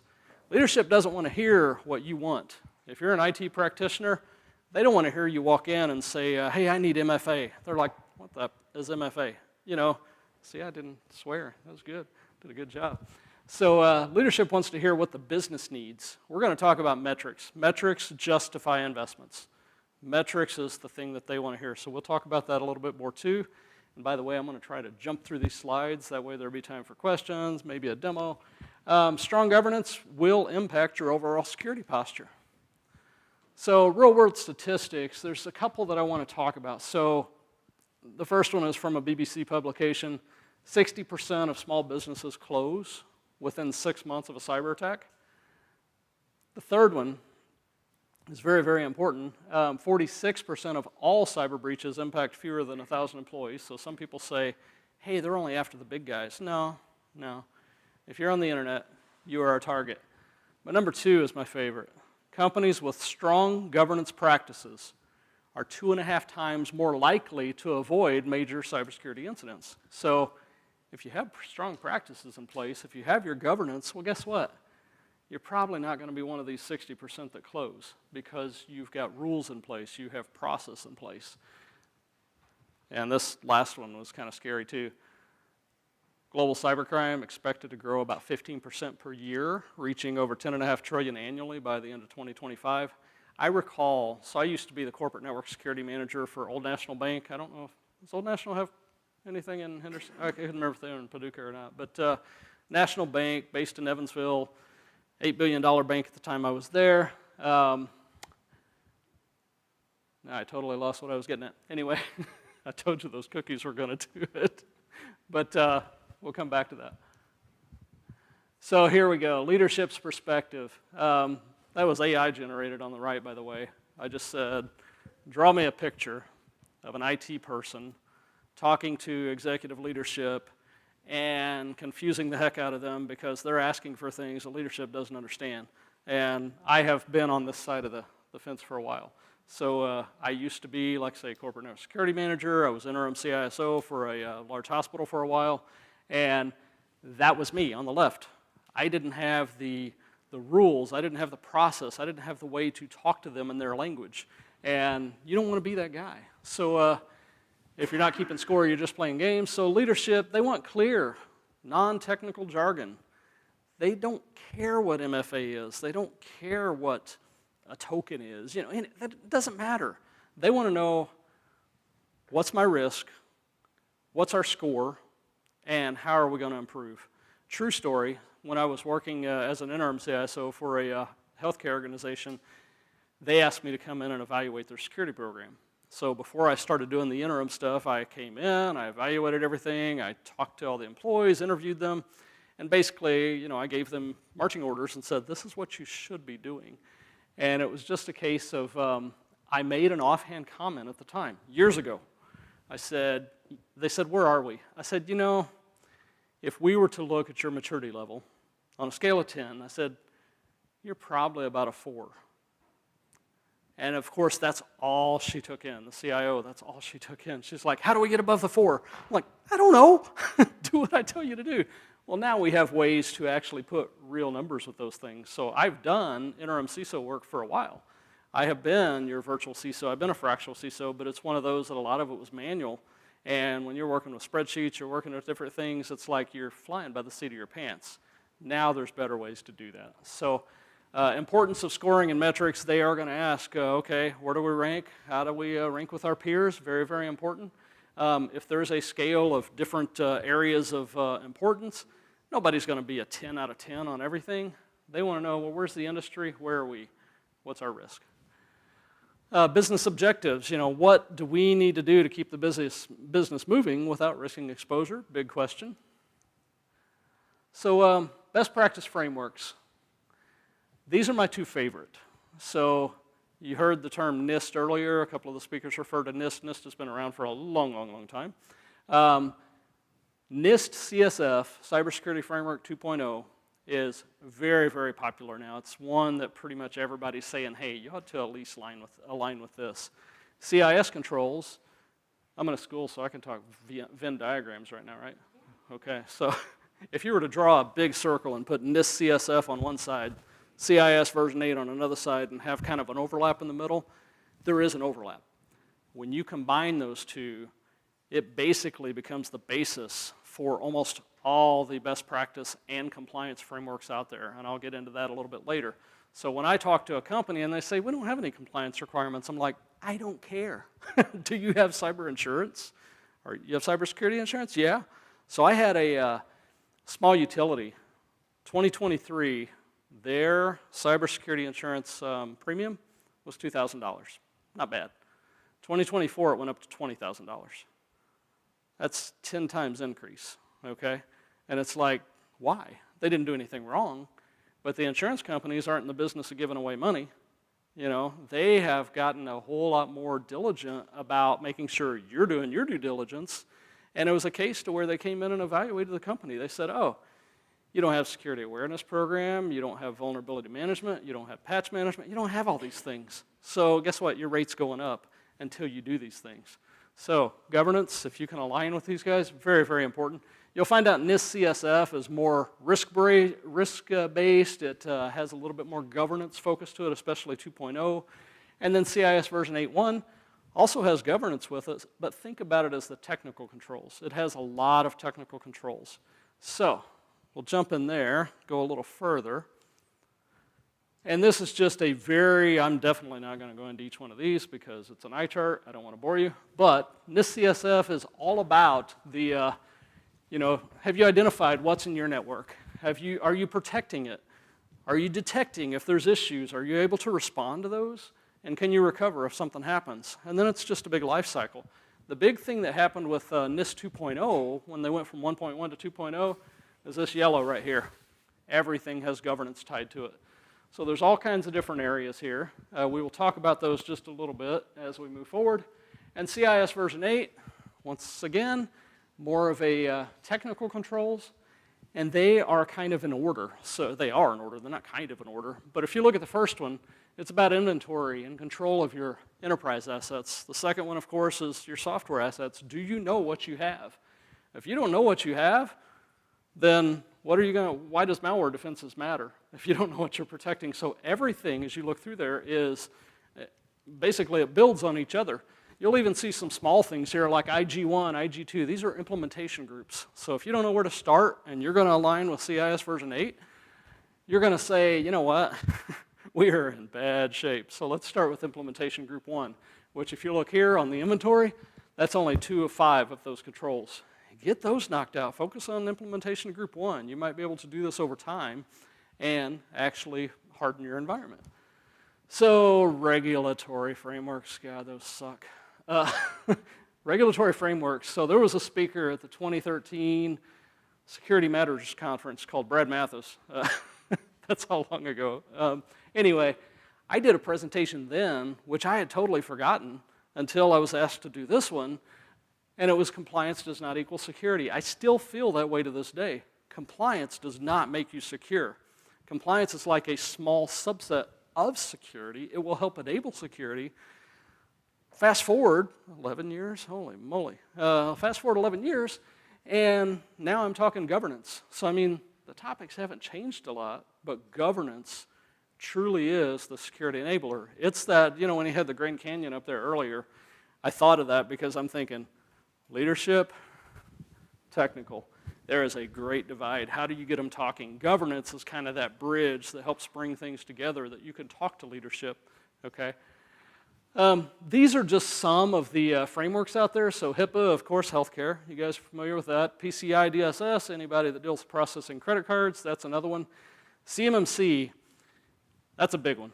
So CMMC, if anybody is in the DIB space, the defense industrial base, if you are in that space, or if you are a contractor to that space, or a subcontractor to that space, even if you don't think you're ever going to have to deal with it, you're eventually going to have to be CMMC level 1 approved, maybe level 2, and that's a series of controls. And then FFIEC, of course, banking, which that's changing. But all of those, while they're important, you still need to have something like NIST CSF and CIS version 8 as your core, because if you're just doing these, you're only focused, you got your horse blinders on like a horse racing horse, you're just focusing on the specific areas. But I was thinking combinations of systems and harmonizations, so I wrote Combos in Harmony, and then, you know, my nerd nugget mind went to work, and I said, you know, maybe it is a band, Combos in Harmony. Sorry, more AI. But basically, why choose, and tell me how I am on time, by the way, because I'm terrible about rabbit holes.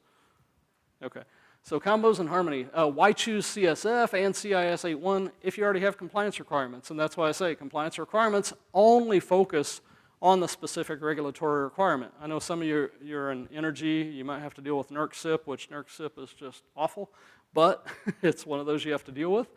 My recommendation is start with NIST CSF and CIS version 8.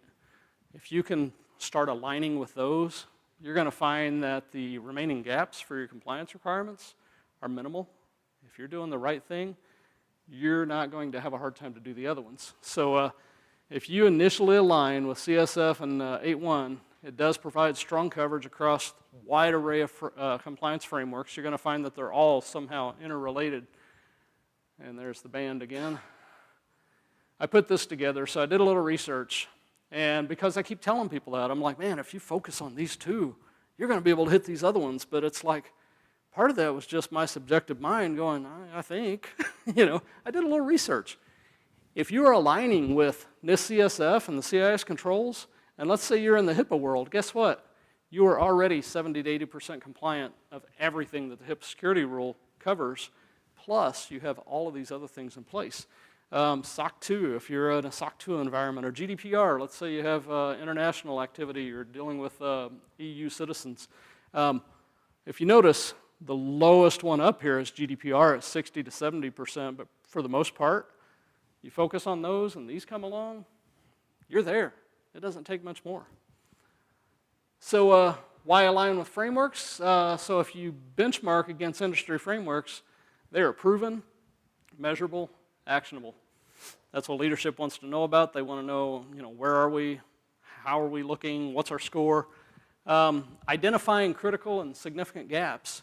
When you identify those gaps, it builds mitigation tasks. It gives you marching orders. It gives you something to do. So steps to improve alignment and compliance and lower risk. Up there refer to a cake recipe. Aligning with standards is like following a recipe. If you don't, you'll end up with a half-baked cake. That's why I say down here, recipes, tasks. They have steps. They have results, and they're a repeatable and desired result. So you heard me say something about pen testing early on. Why governance before pen testing?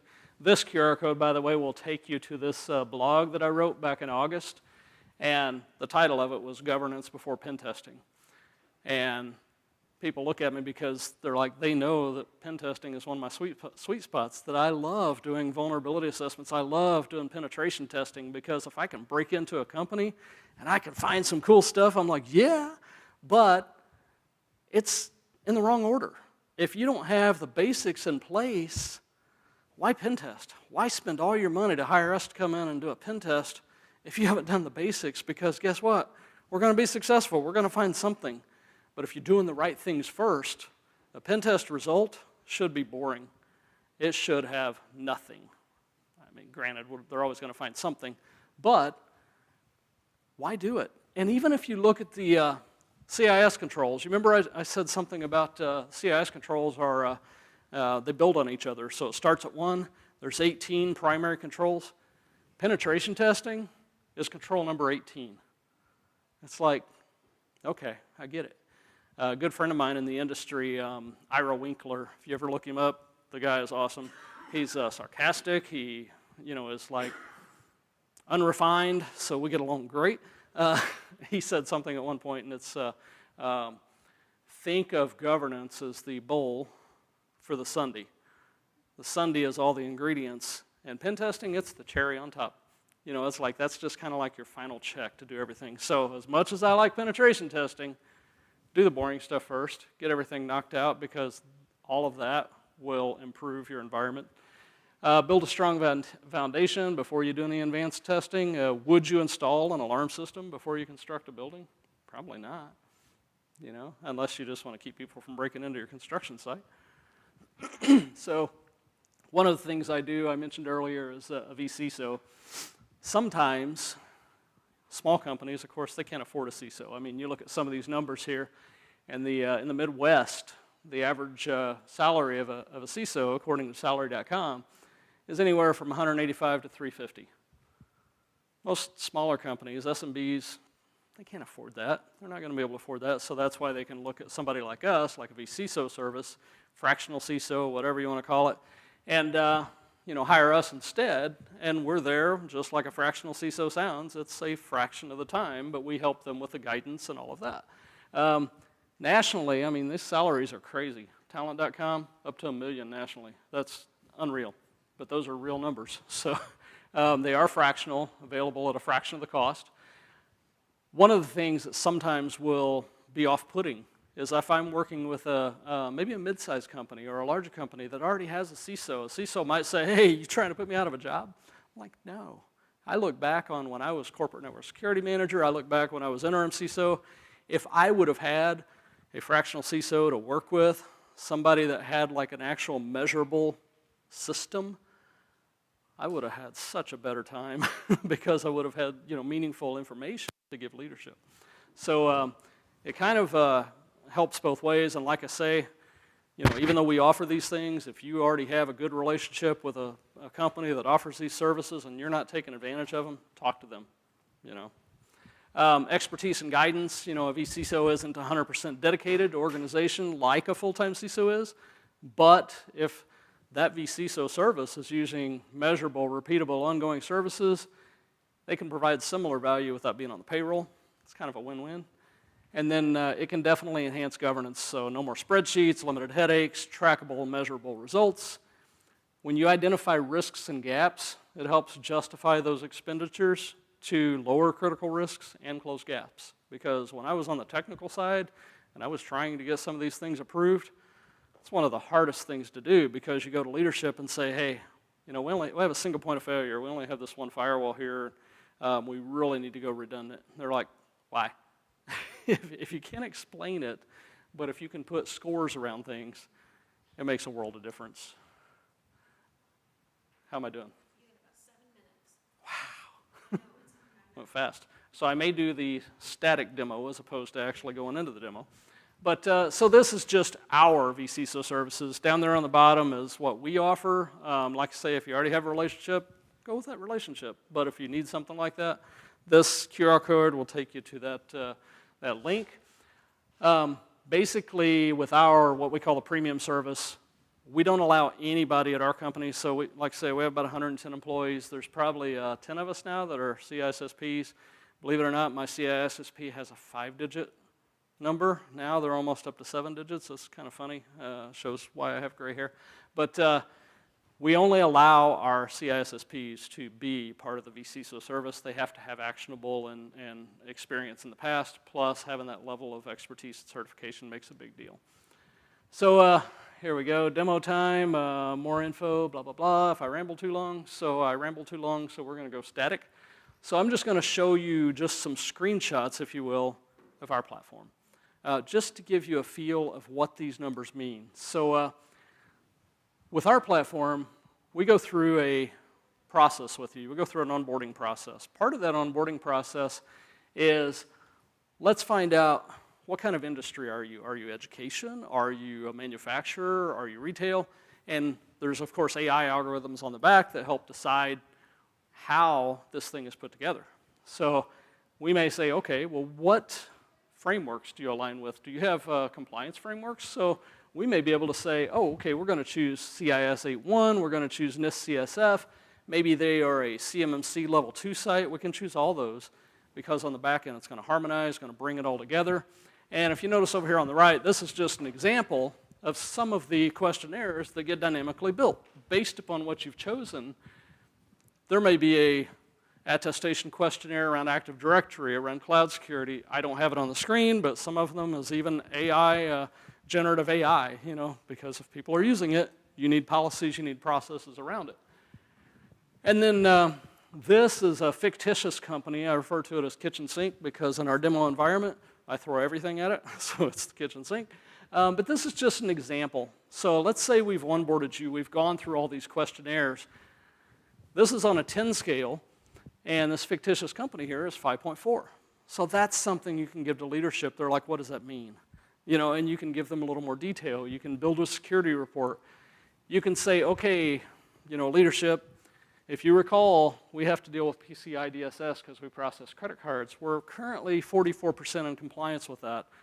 They're going to ask, what do we need to do to get better? You know, because they know there could be fines involved. They know that there could be costs. And from there, wow, okay. There's also a profile on scores. So while these are hard to read because it's an eye chart from back there, you know, there's physical security, there's human resources, passwords, all of these different areas. If you notice here, the gray bar, which is kind of hard to see, you're going to notice that these are industry targets. These are industry averages of like where a target should be. So a lot of those, you see, they don't go to 10. It's rare you're going to have something that goes to 10. But based on this fictitious company, you can see, hey, they're doing pretty good with the human resource requirement. They're almost there with passwords. Endpoints were really looking good. But you go over here, and it's like, oh, cloud security, 1 out of 10, that's probably going to need some work. So you can build things based upon that. And actually, over here on the left, before I go too far, you'll notice there's task progress. You might have 200-300 tasks that show up, and you're like, well, how do I deal with that many tasks? Well, then we can categorize those as far as critical. Let's focus on your criticals first. We can even look at scores profiles. So we might say we're going to filter on not only the critical tasks, which ones might have an increase to my score of 0.5% or higher. Not that it's going to increase your overall score that much or higher, but if you're at 5.4, which ones are above a certain level that we can increase our score? Well, then you can narrow down that 200-300 tasks to maybe 12. You know, you focus on those. You build something that's meaningful, leadership. You can show them that score over time. You can bring it up. And even with compliance, you know, you may say, okay, like here, I mean, it's rare you're going to have somebody with all of these requirements, but you can see here I've chosen 4 frameworks. You can see where you are with those requirements. Now, I kind of wish I would have highlighted on CSS. Oh, actually, I did do CIS. Okay. The implementation groups, this is where implementation group 1, 2, and 3, if your focus is let's get the implementation group 1 knocked out, you can continue to bring this into leadership in your monthly, management meetings or whatever and say, hey, we're looking pretty good. Our implementation group 1 is almost there. It's all about scores. Once again, these tasks, they may say implement multi-factor. They may say implement patch management, but you're not having to bring that to leadership. They're saying, how do we bring this up? What's it going to cost? Well, then you can ask for to get here, that's patch management. It's going to require this much investment. So then you kind of get that meaningful request that you can bring forward to them. So here, even with this is where I did a little bit of filtering. I'm like, okay, let's say we filter on everything critical and anything that's CSF 2.0. So out of these 217 tasks, it narrowed it down to 4 items. So, okay, looks like we need to have encryption of sensitive data in transit. We need to have some policies. And of course, this system can also build policies as we go through. Most companies, their policies are horrific. This will help build those. It gives you some information to go by.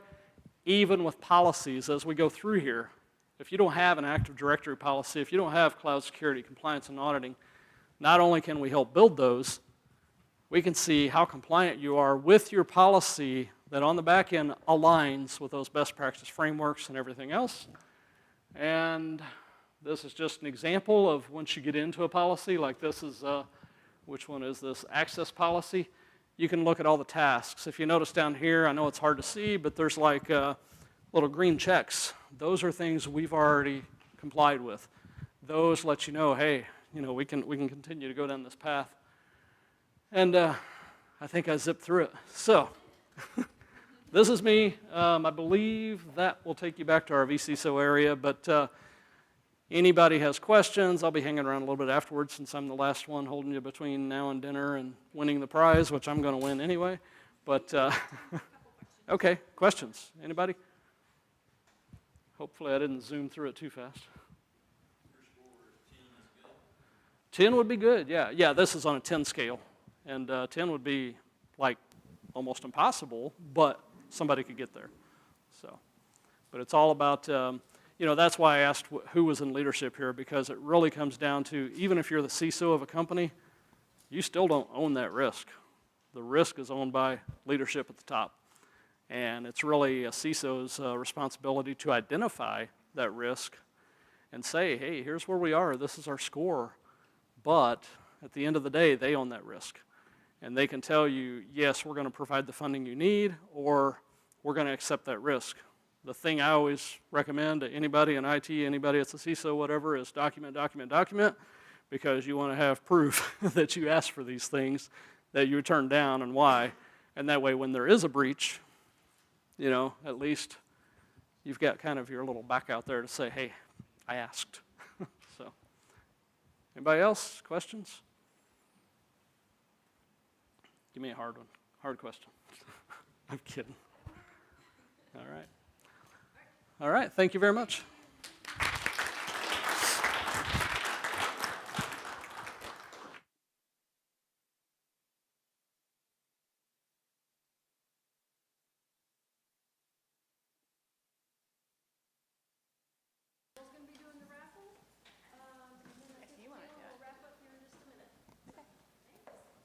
Thank you, everyone, for being here. I'll do the raffle.